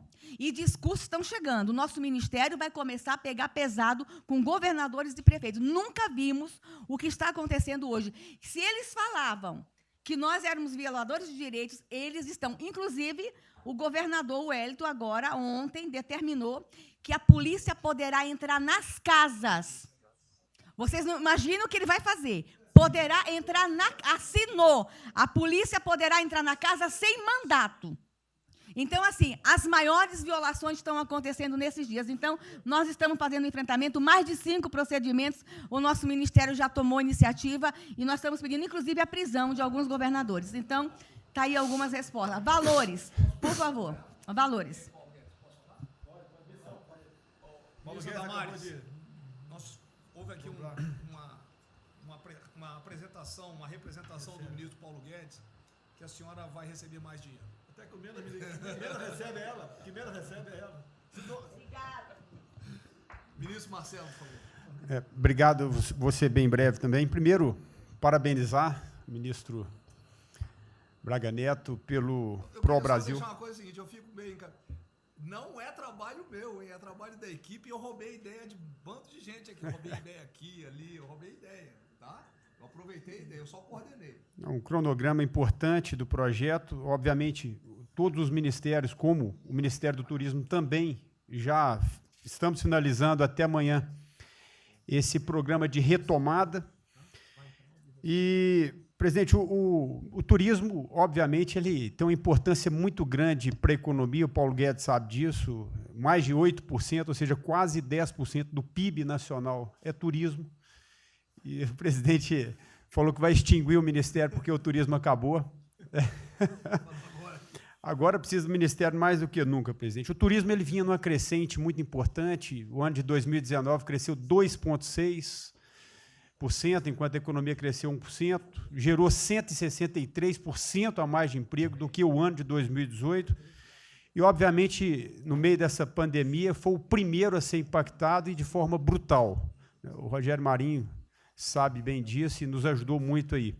Quero aproveitar para agradecer o Paulo Guedes, o Marinho também nos ajudou muito nesse processo, de contemplar, ou seja, de ter um plano de ação que viesse evitar o desmonte do setor do turismo, porque grande parte das empresas do turismo passou de um fluxo de caixa de 100 para 0 de um dia para o outro.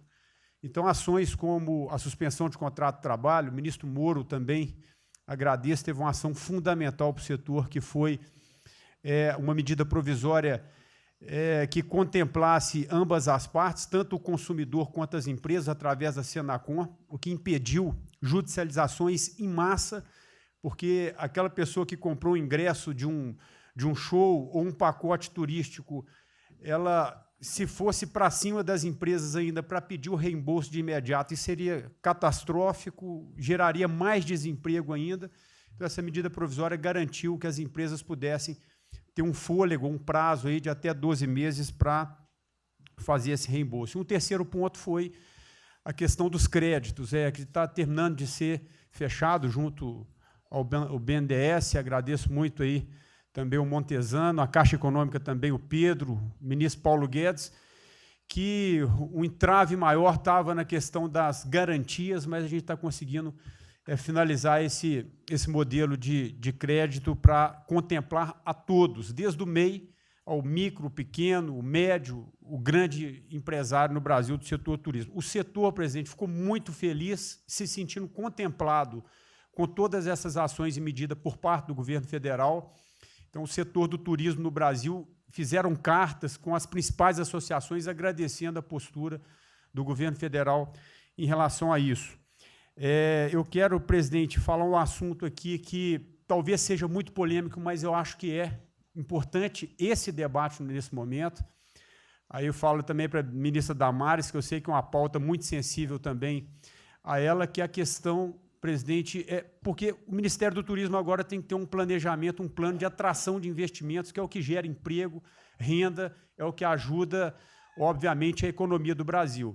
E, para isso, presidente, eu acredito que é um momento propício, nesse planejamento da retomada, discutir os resorts integrados. Não é legalização de jogos, não é bingo, não é caça-níquel, são resorts integrados. Obviamente, presidente, uma pauta que precisa de ser construída, a Damares está olhando com cara feia para mim, uma pauta que precisa de ser construída com as bancadas da Câmara, tanto a evangélica quanto a católica, mostrando ou desmistificando vários mitos que giram em torno disso. Não sei se o ministro Paulo Guedes concorda. Nós temos a possibilidade de atrair pelo menos 40 bilhões de dólares para o Brasil só de outorgas, de investimentos imediatos com essa pauta. Mas o que precisa ser feito, presidente, é realmente desmistificar a questão de evasão de divisas, de lavagem de dinheiro, de tráfico de drogas, e, para isso, eu sugeriria que, nesse debate, pudéssemos contar com o Ministério da Justiça, através da Polícia Federal, o Ministério Público na mesa, a Receita Federal, os órgãos de controle, mas, obviamente, presidente, uma pauta que só levaríamos para frente se a gente conseguir pacificar ou nos fazer entender pelas bancadas evangélicas, pela bancada católica, para que não haja uma distorção na comunicação disso. Tem que ser um projeto muito bem feito, que eu acredito que pode ser, aí, nesse processo da retomada, uma grande oportunidade para o Brasil atrair grandes complexos, dos quais apenas 3% são utilizados para os cassinos. E outra, isso não tem impacto diretamente nenhum na família dos trabalhadores brasileiros. Pacto com o diabo. Não, não é bem assim, não. Vou ter que começar a desmistificar para Damares aqui, estou vendo isso. Então, presidente, aqui não estou dizendo que a gente tem que colocar isso como um projeto de governo, obviamente, mas abrir esse debate em torno dos resorts integrados. Propõe a data, a gente reúne os ministérios, tá bom. a gente conversa. E, para finalizar, presidente, o ministro Nelson, prazer estar aqui com o senhor a primeira vez. A gente fez um projeto muito bem elaborado, né, dentro do âmbito do Comitê de Operações, que visa fazer com que os hotéis possam abrigar os profissionais de saúde, e só os profissionais de saúde. A questão anterior do Ministério, por 2 vezes eu mandei a mensagem, não se manifestou, não se interessou, mas eu acredito que é um projeto que pode, sobretudo, trazer para o governo federal uma boa visibilidade com essa preocupação de quem está na linha de frente do combate, que são os profissionais de saúde. Visando 2 coisas, eu já vou terminar, que é, primeiro, melhorar essa logística do profissional de saúde, que sempre tem um hotel próximo ao hospital, aos hospitais, e também a preservação da família desses profissionais, mostrando, obviamente, a sensibilidade do presidente Jair Bolsonaro na preocupação com essas vidas desses profissionais. Obrigado, ministro. Tem uma reunião, que dia que é a reunião? Parece que é hoje, às 16 horas. Hoje, então. Já tem uma reunião marcada para a gente discutir isso aí. Tá bom. Obrigado. Saúde e turismo, a gente definir. Penúltimo debatedor, ministro Weintraub. Obrigado. Tem 3 anos que eu... Fui claro no penúltimo. Muito obrigado. Tem 3 anos que, através do Onix, eu conheci o presidente. Nesses 3 anos, eu não pedi uma única conselho, não tentei promover minha carreira, me ferrei na física, ameaça de morte na universidade, e o que me fez, naquele momento, embarcar junto, era a luta pela liberdade. Eu não quero ser escravo nesse país. E acabar com essa porcaria que é Brasília. Isso daqui é um cancro de corrupção, de privilégio. Eu tinha uma visão extremamente negativa de Brasília. Brasília é muito pior do que eu podia imaginar. As pessoas aqui perdem a percepção, a empatia, a relação com o povo. Se sentem inexpugnáveis. Eu tive o privilégio de ver a mais da metade aqui desse time chegar. Eu fui secretário executivo do ministro Onix. Eu acho que a gente está perdendo um pouco desse espírito. A gente está perdendo a luta pela liberdade. É isso que o povo está gritando. Não está gritando para ter mais Estado, para ter mais projetos, para ter mais... O povo está gritando por liberdade. Ponto. Eu acho que é isso que a gente está perdendo. Está perdendo mesmo. O povo está querendo ver o que me trouxe até aqui. Eu, por mim, botava esses vagabundos todos na cadeia, começando no STF. E é isso que me choca. Era só isso, presidente. Eu realmente acho que toda essa discussão de vamos fazer isso, vamos fazer aquilo, eu vi muitos ministros que chegaram, foram embora. Eu percebo que tem muita gente com agenda própria. Eu percebo que tem, assim, tem um jogo que é jogado aqui, mas eu não vim para jogar o jogo. Eu vim aqui para lutar. E eu luto e me ferro. Eu estou com um monte de processo aqui no Comitê de Ética da Presidência. Eu sou o único que levou processo aqui. Isso é um absurdo o que está acontecendo aqui no Brasil. A gente está conversando com quem a gente tinha que lutar. A gente não está sendo duro bastante contra os privilégios, contra o tamanho do Estado. E eu realmente estou aqui de peito aberto, como vocês sabem disso. Levo tiro. Odeio o Partido Comunista. Ele está querendo transformar a gente numa colônia. Esse país não é... Odeio o termo povos indígenas, odeio esse termo, odeio. O povo cigano, só tem um povo nesse país. Quer, não quer sair de ré. É povo brasileiro, só tem um povo. Pode ser preto, pode ser branco, pode ser japonês, pode ser descendente de índio, mas tem que ser brasileiro, pô. Acabar com esse negócio de povos e privilégios. Só pode ter um povo. Não pode ter ministro que acha que é melhor do que o povo, do que o cidadão. Isso é um absurdo. A gente chegou até aqui. O senhor levou uma facada na barriga. Fez mais do que eu. Levou uma facada. Mas eu também estou levando bordoada e estou correndo risco. E fico escutando esse monte de gente defendendo privilégio e teta. Entendeu? É isso. Negócio, empréstimos. A gente veio aqui para acabar com tudo isso, não para manter essa estrutura. E esse é o meu sentimento extremamente chateado que eu estou vendo. Essa oportunidade se perder. Eu sou, evidentemente, eu estou no grupo dos ministros que está mais ligado com a militância, evidente, porque eu era um militante. Eu estava militando de peito aberto, continuo militando, do ponto de vista de carreira. Eu poderia ter tentado me dar bem. Não foi isso que eu fiz. Não foi isso que eu fiz. Sei que isso daqui é um palácio, existem intrigas palacianas, estou sendo muito franco. E a gente pode sim perder a liberdade, perder esse país. Ninguém vai se dar bem se a gente perder esse país. Quem vai se dar bem são pouquíssimas famílias. Pouquíssimas famílias. Não se iludam. Não se iludam. Era isso. Deixa eu complementar aqui. O que o Weintraub está falando, eu estou com 65 anos, a gente vai se aproximando de quem não deve. Eu já tenho que me policiar no tocante a isso daí. São pessoas aqui em Brasília, dos 3 poderes, que não sabem o que é povo.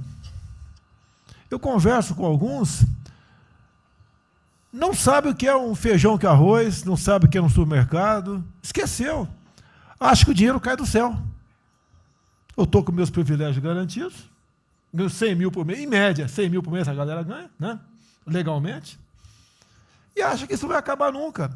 Como alguns acham que a liberdade... qual é desse cara? Está maluco?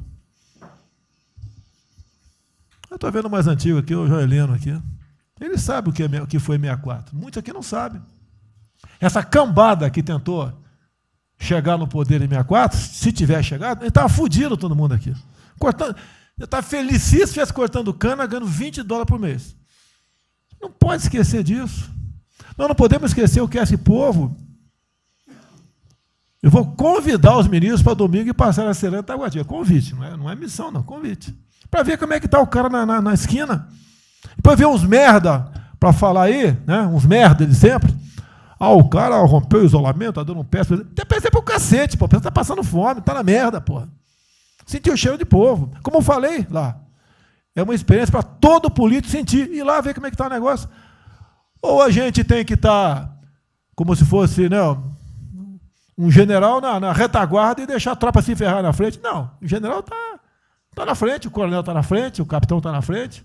Nossos heróis da Segunda Guerra Mundial estiveram na frente de campo de batalha. Se precisar aqui, tenho certeza que nossas Forças Armadas vão cumprir com o seu papel, mas, né, nós temos que dar exemplo e mostrar que o Brasil não é. Eu sou mais educado que o Weintraub, até me poli muito, né, no linguajar que ele usou, mas não é isso. Que o pessoal pinta por aí, se reunindo de madrugada, para lá, para cá, sistema de informações. O meu funciona. O meu particular funciona. Os que tem oficialmente, desinforma. E voltando ao tema, eu prefiro não ter informação do que ser desinformado por cima de informações que eu tenho. Então, pessoal, muitos vão poder sair do Brasil, mas não quero sair, ver a minha irmã de Eldorado, outra de Cajati, o coitado do meu irmão, capitão do exército lá de Miracatu, se fuder, porra. Como é perseguido o tempo todo. A bosta da Folha de São Paulo diz que meu irmão foi expulso de um açougue em registro, que estava comprando carne sem máscara. Comprovou no papel, estava em São Paulo nesse dia. O dono do restaurante, do açougue, falou que não estava lá. E fica por isso mesmo, eu sei que é problema dele, né? Mas é a putaria o tempo todo para me atingir, mexendo com a minha família. Já tentei trocar gente da segurança nossa no Rio de Janeiro, oficialmente, e não consegui. Isso acabou. Eu não vou esperar fuder minha família toda, de sacanagem, ou amigos meus, porque eu não posso trocar alguém da segurança na ponta da linha que pertence à estrutura nossa. Vai trocar. Se não puder trocar, troca o chefe dele. Pode trocar o chefe dele? Troca o ministro. E ponto final. Não estamos aqui para brincadeira. Vai ver um garoto aqui, ó, com todo respeito, do BNDES. Tá, eu conhecia, ele usava calção lá. Tá? Pode ver os Estados Unidos para cá, podia estar muito bem lá. Veio para cá, vai tentar mudar o Brasil, a convite do Paulo Guedes, que é amigo dos pais dele, por coincidência, né, Paulo Guedes? Coincidência. Eu não lembro dos teus pais, lembro de você, tá certo? Mas alguém que está investindo aqui. E todos nós temos que pensar nisso. O que esses filha de uma égua querem, é a nossa liberdade. Olha, como é fácil impor uma ditadura no Brasil, como é fácil. O povo está dentro de casa. Por isso que eu quero, ministro da Justiça e ministro da Defesa, que o povo se arme. Que é a garantia que não vai ter um filho da puta aparecer para impor uma ditadura aqui. Porque é fácil impor uma ditadura. Facílimo. Um bosta de um prefeito, faz um bosta de um decreto, algema e deixa todo mundo dentro de casa. Se tivesse armado, ia para a rua. E se eu fosse ditador, né, eu queria desarmar a população, como todos fizeram no passado, quando queriam, antes de impor a sua respectiva ditadura. Aí, que a demonstração nossa, eu peço ao Fernando e ao Moro, que por favor assine essa portaria hoje, que eu quero dar um puta de um recado para esses bosta. Por que eu estou armando o povo? Porque eu não quero uma ditadura. E não dá para segurar mais. Não dá para segurar mais. Quem não aceitar as minhas bandeiras, Damares, família, Deus, Brasil, armamento, liberdade de expressão, livre mercado, quem não aceitar isso está no governo errado. Esperem para 22, né, o senhor Álvaro Dias, espere o Alckmin, espere o Haddad, ou talvez o Lula, né? E vai ser feliz com eles, pô. No meu governo está errado. É escancarar a questão do armamento aqui. Eu quero todo mundo armado. Que povo armado jamais será escravizado. E que cada um faça, exerça o teu papel, se exponha. Aqui eu já falei. Pede o ministério a quem for elogiado, pela Folha, pelo Globo, pelo antagonista, tá? Então tem certos blogs que só tem notícia boa de ministro, não sei como. O presidente é uma porrada, mas o ministro é elogiado. A gente vê por aí, o governo está, o ministério está indo bem, apesar do presidente. Mas pra puta que eu pariu, porra. Eu que escalei o time, porra. Trocamos 5, espero não trocar mais ninguém, espero. Mas nós temos que, na linha do Van Traub, de forma mais educada um pouquinho, tá? Se preocupar com isso. O que os caras querem é a nossa hemorroida, é a nossa liberdade. Isso é uma verdade. O que esses caras fizeram com o vírus, esse bosta desse governador de São Paulo, esse estrume do Rio de Janeiro, entre outros, é exatamente isso. Aproveitaram o vírus, está um bosta de um prefeito lá de Manaus agora, abrindo covas coletivas. Um bosta, que quem não conhece a história dele, procura conhecer, que eu conheci dentro da Câmara, que é do meu lado. E nós sabemos a ideologia dele e o que ele prega. E quem ele sempre foi. O que está aproveitando agora um clima desse para levar o terror no Brasil. Então, pessoal, por favor, se preocupe, que é de mais importante que a vida de cada um de vocês, que é a sua liberdade. Come preso não vale porra nenhuma. Bom, presidente, esses valores e esses princípios, e o alerta aí do Weintraub é válido também, como sua evocação, é que realmente nós estamos todos aqui por esses valores. Nós estamos aqui por esses valores. Nós não podemos nos esquecer disso. Nós podemos conversar com todo mundo aqui, porque é o establishment, porque nós precisamos dele para provar coisas, mas nós sabemos que nós somos diferentes. Nós temos noção que nós somos diferentes deles. E quando eles cruzam a linha, a gente solta a mão e sai andando sozinho. Enquanto eles estiverem no trilho conosco, no caminho de fazer as reformas que nós prometemos, nós estamos juntos. Na hora que o cara soltou a mão e passou para o lado de lá, a gente deixa o cara ir sozinho, a gente continua sozinho e vai procurar outra conversa, em outro lugar.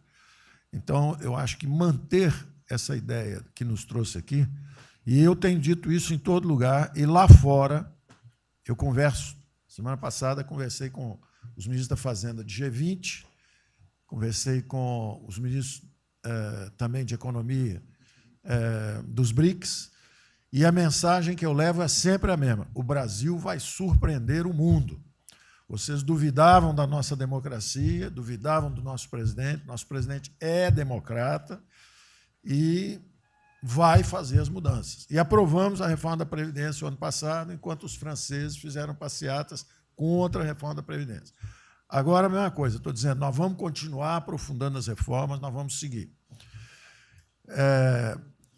Eu conheço todas as histórias de reconstrução por profissão, obrigado a estudar isso, a reconstrução da Alemanha na Segunda Guerra, na Primeira Guerra com o Schatz, na Segunda Guerra com o Ludwig Erhard, a reconstrução da economia do Chile com os caras de Chicago, o caso da fusão das duas Alemanhas, eu conheço profundamente, no detalhe, não é de ouvir falar, é de ler 8 livros sobre cada reconstrução dessa. Então, eu li Keynes 3 vezes no original antes de eu chegar a Chicago. Então, para mim, não tem música, não tem dogma, não tem blá, blá, blá. Tem estudos sobre todas as ocasiões. E nós demos uma demonstração disso quando nós estávamos indo numa direção norte, com as reformas estruturantes, e, de repente, em 3 semanas e meia, nós fomos para o sul. E nós somos elogiados hoje lá fora. Semana passada, todo mundo elogiando, fazendo referência, que o Brasil está à frente de todos os emergentes e Paris-Passu ali só está atrás um pouquinho dos Estados Unidos, porque os Estados Unidos está naquele caso que é o cara que tem a moeda forte, emite 1 trilhão para cada problema que ele tem e ninguém reclama. Fizemos vários programas antes dos alemães, vários programas antes dos ingleses, vários programas, de todo tipo. Então, se não existe algo aqui, é dogma. Existe capacidade de trabalho com um grupo extraordinário que eu tenho. Então, nós atacamos em todas as direções. Primeiro, o campus foi lá e reduziu os compulsórios em 200 bilhões. Logo depois, nós não tínhamos espaço constitucional, fizemos antecipações de benefícios e diferimento de impostos, porque não tinha espaço constitucional. Logo depois, tivemos espaço pelo Supremo e pelo Congresso. Entramos nas constitucionais, gastamos 300 e poucos bilhões, que não é muito. Para ter uma ideia, o último déficit do governo Temer foi 160. Nós gastamos 300. Não gastamos tanto assim, mas atingimos 50 milhões de brasileiros, como diz lá o Pedro. 70 milhões de brasileiros. Né?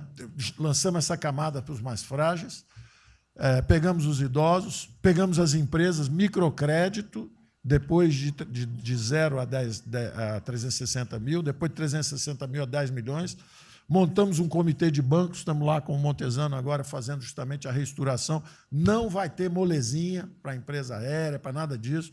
É dinheiro que nós vamos botar usando a melhor tecnologia financeira lá de fora. Nós vamos botar dinheiro, vai dar certo e nós vamos ganhar dinheiro. Nós vamos ganhar dinheiro usando recursos públicos para salvar grandes companhias. Agora, nós vamos perder dinheiro salvando empresas pequenininhas. Então, nós estamos fazendo tudo by the book direitinho. Na conversa com os ministros da Fazenda lá de fora, eu disse que nós estamos com um déficit extraordinariamente alto esse ano, da mesma forma que eles, está todo mundo na mesma direção, só que nós caímos no chão, está uma confusão, tiro, porrada e bomba, mas nós não perdemos a bússola. A gente cai, levanta e sabe para onde nós temos que ir. Nós não vamos perder a bússola. Nós sabemos dos valores, sabemos dos princípios, sabemos o que nós estamos defendendo. Nós estamos defendendo liberdade, liberdade econômica, liberdade política. Nós sabemos o que nós estamos defendendo. E estamos agora, no meio dessa confusão, derrubando a última torre do inimigo, que é uma coisa que nós vamos fazer a reconstrução e a nossa transformação econômica. A outra coisa são as torres do inimigo que a gente tinha que derrubar. Uma era o excesso de gastos na Previdência, derrubamos assim que entramos. A segunda torre era os juros estão descendo e vão descer mais ainda. O Campos tem o mapa já, nós estamos descendo. Então, para ter uma ideia, o ano passado, para esse ano, 120 bilhões a menos de juros. Um plano Marshall por ano, né? Sem juros, de juros a menos. Então, nós sabemos, e é nessa confusão toda, todo mundo está achando que estão distraídos, abraçaram a gente, enrolaram com a gente, nós já botamos a granada no bolso do inimigo. 2 anos sem aumento de salário. Era a terceira torre que nós podíamos derrubar. Nós vamos derrubar agora também. Isso vai nos dar tranquilidade de ir até o final. Não tem jeito de fazer um impeachment se a gente tiver com as contas arrumadas, tudo em dia, acabou, não tem jeito, não tem jeito. E o presidente está no ponto futuro, porque o presidente falou o seguinte, tudo bem, tem a primeira onda que é a da saúde, mas tem a segunda que é da economia, e uma vem agarrada com a outra. Nós estamos ainda tentando sair da primeira, a segunda já está querendo bater. Eu ainda acho que nós estamos preservando os sinais vitais da economia brasileira. Ela, para mim, ainda é um urso hibernando. Você baixa sua energia para zero, consumo de energia para quase zero, só respira, mas quando você sai da gruta, você sai para comer o primeiro bicho que passar, você tem força. Nós não podemos deixar isso graças à super safra da nossa Tereza, à logística do Tarcísio, a comida está chegando, as exportações estão seguindo, a China é aquele cara que você sabe que você tem que aguentar, porque, para vocês terem uma ideia, para cada $1 que o Brasil exporta para os Estados Unidos, exporta 3 para a China. Você sabe que ele é diferente de você, você sabe que geopoliticamente você está do lado de cá. Agora, você sabe o seguinte, não deixa jogar fora aquilo ali não, porque aquilo ali é comida nossa, nós estamos exportando para aqueles caras. Não vamos vender para eles, ponto crítico nosso, mas vamos vender a nossa soja para eles, isso a gente pode vender à vontade, eles precisam comer, eles precisam comer. A Índia também vai precisar comer, vai ser o trading da água, eles vão dizer que é a melhor trading da água. Outro dia alguém comentou comigo, acho que foi o Campos, não foi, Campos? Foi. É o trading da água, quer dizer, os caras precisam de alimento, não tem água, nós temos muito mais água do que eles têm, então eles vão ter que abrir mão da agricultura para fazer outras coisas e nós vamos poder exportar para eles também. Então, nós temos um mapa de voo bom, nós temos uma equipe jovem, preparada, todo mundo trabalhando juntos, e nós não vamos perder o rumo, nós não podemos perder o rumo. Então, vai ter muita conversa, vamos para cá, vamos para lá, vamos fazer isso, vamos fazer aquilo, não vamos perder o rumo, não. Pode dar vestimento, bota peruca loura, passa batom vermelho, faz uma opção de coisa que for necessário politicamente, mas não vão perder o rumo econômico, não, nós sabemos onde nós estamos indo. Então, eu estou só dando uma mensagem de tranquilidade para todo mundo aqui, que é o seguinte, nós estamos fazendo nada exótico, dogmático, nada disso. Nós estamos indo numa direção, fizemos o que o mundo inteiro fez, em 3 semanas e meia, nós fizemos o que o mundo inteiro fez, só que nós não vamos perder o rumo, não. Nós sabemos para onde nós vamos voltar já já, tá certo? E se o mundo for diferente, nós vamos ter capacidade de adaptação. Por exemplo, eu já tenho conversado com o ministro da Defesa, já conversamos algumas vezes, quantos 200 mil, 300 mil, quantos jovens aprendizes nós podemos absorver nos quartéis brasileiros? 1 milhão? 1 milhão a R$200, que é o Bolsa Família, R$300, para o cara de manhã faz calistenia, aprende civil, organização social, como é que é o OSPB, né? Organização Social Política, né? Faz ginástica, canta o hino, bate continente, de tarde aprende a ser um cidadão, pô. Aprende a ser cidadão, disciplina, usar o tempo construtivamente, pô. Voluntário para fazer estrada, para fazer isso e aquilo. Sabe quanto custa isso? R$200 por mês, 1 milhão de cada, 200 milhões, pô. Joga 10 meses, aí 2 bi, isso é nada. Então, nós vamos pegar na reconstrução, nós vamos pegar 1 bilhão, 2 bilhões e contrata 1 milhão de jovens aqui. A Alemanha fez isso na reconstrução. Aí você também quer fazer estrada, precisa de 3, 4 bilhões a mais, tem um orçamento de 8, toma aqui seus 4 bilhões. Isso não faz falta. Isso não faz falta. Não é isso o problema. A mesma coisa o nosso problema do jogo, nos recursos integrados, não tem problema nenhum, são bilionários, são milionários, executivos do mundo inteiro. O cara vem, fazem convenções. Olha, o turismo saiu de 5 milhões em Singapura para 30 milhões por ano. O Brasil recebe 6. Uma pequena cidade recebe 30 milhões de turistas. O sonho do presidente de transformar o Rio de Janeiro em Cancún, lá Angra dos Reis em Cancún, aquilo ali pode virar Cancún rápido. Entendeu? A mesma coisa, Espanha. Espanha recebe 30, 40 milhões de turistas. Isso aí é uma cidade da Ásia. Macau recebe 26 milhões hoje na China. Só por causa desse negócio. É um centro de negócio. É só maior de idade. O cara entra, deixa a grana lá que ele ganhou anteontem, ele deixa aquilo lá, bebe, sai feliz da vida. Aquilo ali não atrapalha ninguém. Aquilo não atrapalha ninguém. Deixa cada um se fuder. Ô, Damares, deixa cada um... Damares, o presidente fala em liberdade. Deixa cada um se fuder do jeito que quiser. Principalmente se o cara é maior, vacinado e bilionário. Deixa o cara se fuder, pô. Lá não entra nenhum brasileirinho. Não entra nenhum brasileirinho desprotegido. Se a CGU tiver como controlar a entrada e a saída do dinheiro... Isso, então vamos lá. Se não tiver como lavar dinheiro sujo... Então, só para terminar, as observações também finais ali, o Campos falou 2 coisas também interessantes. Então, o Campos falou 2 coisas interessantes ali. Uma é o seguinte... O estrangeiro, para vir, para fazer os investimentos, eu recebi um embaixador, já reportei isso para o presidente, eu recebi um embaixador dos Estados Unidos e ele veio conversar conosco. E a mensagem maior dele era uma só. Assim, olha, nós queremos um bom ambiente de negócio. Nós vamos colocar centenas de bilhões de dólares aqui. O mundo inteiro quer investir no Brasil. Agora, nós precisamos de um bom ambiente de negócio. Simplificação de impostos, segurança jurídica, coisa desse tipo. Não é? Então, o secretário do Comércio americano, que é o Wilbur Ross, o cara me disse o seguinte, eu só tenho um conselho para vocês. Vamos aderir ao GPA, é o General Purchasing Agreement, que é o seguinte, é um acordo, nós com a entrada na OECD, nós assinamos esse acordo, e esse acordo diz o seguinte, não pode haver nenhuma compra governamental sem transparência. Acabou. Então, basta a gente fazer isso, quer dizer, vai fazer concorrência para concessão, privatização. Então, nós já estamos na pista certa, já estamos indo na direção certa. Só uma informação sobre isso aí. Eu fiz uma reunião com o pessoal da OCDE essa semana agora, foi semana passada, né? Semana passada, falando do nosso interesse, eles falaram que assim, já nos consideram da OCDE. Sim. Tá? Então, os ministérios, estou falando isso porque vários ministérios têm uma pauta a cumprir. Sim. Vamos continuar nisso porque, vamos dizer, a impressão foi excepcional. Ministro, só um dado aqui da OCDE.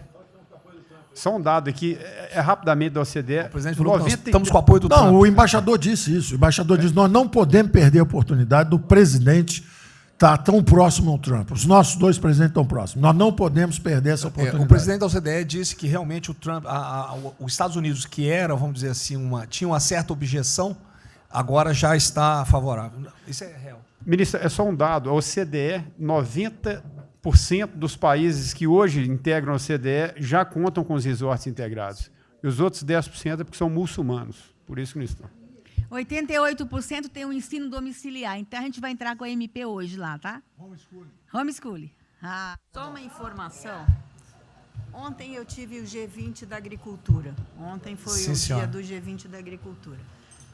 Tem uma nova ordem, vai ter, depois do coronavírus, e muitos países vão colocar regras para ter estoque novamente, que eu acho que não é o nosso caso. Mas, enfim, nós precisamos ter acesso a mercados, enfim. Mas nós precisamos incentivar o trigo. É o único produto que o Brasil não é autossuficiente. O resto, presidente, se amanhã quiser fechar... Nós temos 2 milhões... Não, nós temos 2 milhões, no Sul também, mas nós temos 2 milhões de hectares ali no Matopiba, prontos, inclusive, com a Embrapa, com variedades super produtivas para poder investir lá. Precisa de dinheiro. E uma última coisa... Não, dinheiro que volta, financiamento. O que nós precisamos é baixar os juros. A agricultura não aguenta 9% de juros, é muito alto para ela. Tá. O Banco do Brasil não fala nada, não? O Banco do Brasil não é tatu nem cobra. O Banco do Brasil não é tatu nem cobra, porque ele não é privado nem público. Então, se for apertar o Rubem, coitado, ele é super liberal. Mas se apertar ele e falar, bota o juro baixo, ele, não posso, senão a turma, os privados, meus minoritários, me apertam. Aí você fala assim, bota o juro alto. Ele, não posso, porque senão o governo me aperta. O Banco do Brasil é um caso pronto de privatização. É um caso pronto, e a gente não está dando esse passo. O senhor já notou que o BNDE e a Caixa, que são nossos públicos, a gente faz o que a gente quer. O Banco do Brasil a gente não consegue fazer nada, e tem um liberal lá. Então tem que vender essa porra o logo. Rubem da próxima reunião aí. Apesar de todo o aumento de risco que passou a haver no sistema bancário, o Banco do Brasil está expandindo bastante seus empréstimos. E a agricultura, a ministra Tereza Cristina testemunha aqui de que o apoio está sendo muito grande. E nós estamos numa situação confortável, ministro, porque, primeiro, porque, em termos de liquidez, o público vê o Banco do Brasil como um porto seguro. Então, nós não estamos tendo problemas que outros bancos estão tendo, de preocupação com a liquidez do banco, com a rigidez do banco. E na nossa formação de resultado, as pessoas físicas têm um papel preponderante dentro do Banco do Brasil. E nós temos a felicidade, nesse momento, de contar com folhas de pagamento de empresas públicas, das Forças Armadas, né, que, em termos relativos, estão numa situação mais segura do que o cidadão comum, que não participa de empresas públicas. Mas só confessa o seu sonho. Hein? Confessa o sonho. Agora, confessa o seu sonho. Em relação à privatização... Só em 23 você confessa, agora não. Em relação à privatização, eu acho que fica claro que com o BNDES cuidando do desenvolvimento e com a Caixa cuidando da área social, o Banco do Brasil estaria pronto para um programa de privatização. Né? Mas isso a gente pode fazer... Só se discute, só se fala isso em 23. Tá? A gente pode fazer um dia um seminário aí que possa estender aí. Porque o Banco do Brasil, no passado, teve muitos privilégios pelo fato de ser público. Né? As folhas de pagamento vinham naturalmente para o Banco do Brasil ou para a Caixa. A administração dos depósitos judiciais eram sempre do Banco do Brasil e da Caixa. Hoje isso tudo é processo de concorrência. Nós temos que pagar muito caro por esses antigos privilégios que não são mais privilégios. E fica só o lado ruim de ser estatal, pesando no Banco do Brasil. Quer dizer, a gente não tem a mesma facilidade de contratação, a gente não tem a mesma facilidade de demissão de maus funcionários e vai por diante. Quer dizer, tudo tem que submeter ao governo, tem o Tribunal de Contas travando tudo. Né? O Tribunal de Contas, hoje em dia, é uma usina de terror. Quer dizer, se a gente faz alguma coisa, está arriscado ir para a cadeia. Se não faz, é processado por inação. Né? Você não tomou as providências que tinha que ter tomado. Então virou um terror isso. Né? Se ficar, o bicho pega, se correr, o bicho come. Agora, se me permite, eu queria fazer uma observação rápida sobre a área de medicina. Eu acompanho os números diariamente. Eu vejo que os óbitos eles chegaram diários, passaram de 200 durante alguns dias, 4, 5 dias, mais de 200 pessoas sendo mortas. De uns 4, 5 dias para cá, esses óbitos caíram bastante, já não chegam mais na casa de 200. A minha sensação, de quem não é especialista no negócio, mas que observa os números, é que o tal do pico, o tal do famoso pico, que gerava tantas preocupações, a minha sensação é que esse pico já passou, né? Agora... É que o senhor não viu o número que nós mostramos lá em cima agora, mas isso é outra história. Senhores, sem querer cortar, muito obrigado a todos, porque senão não termina. Presidente.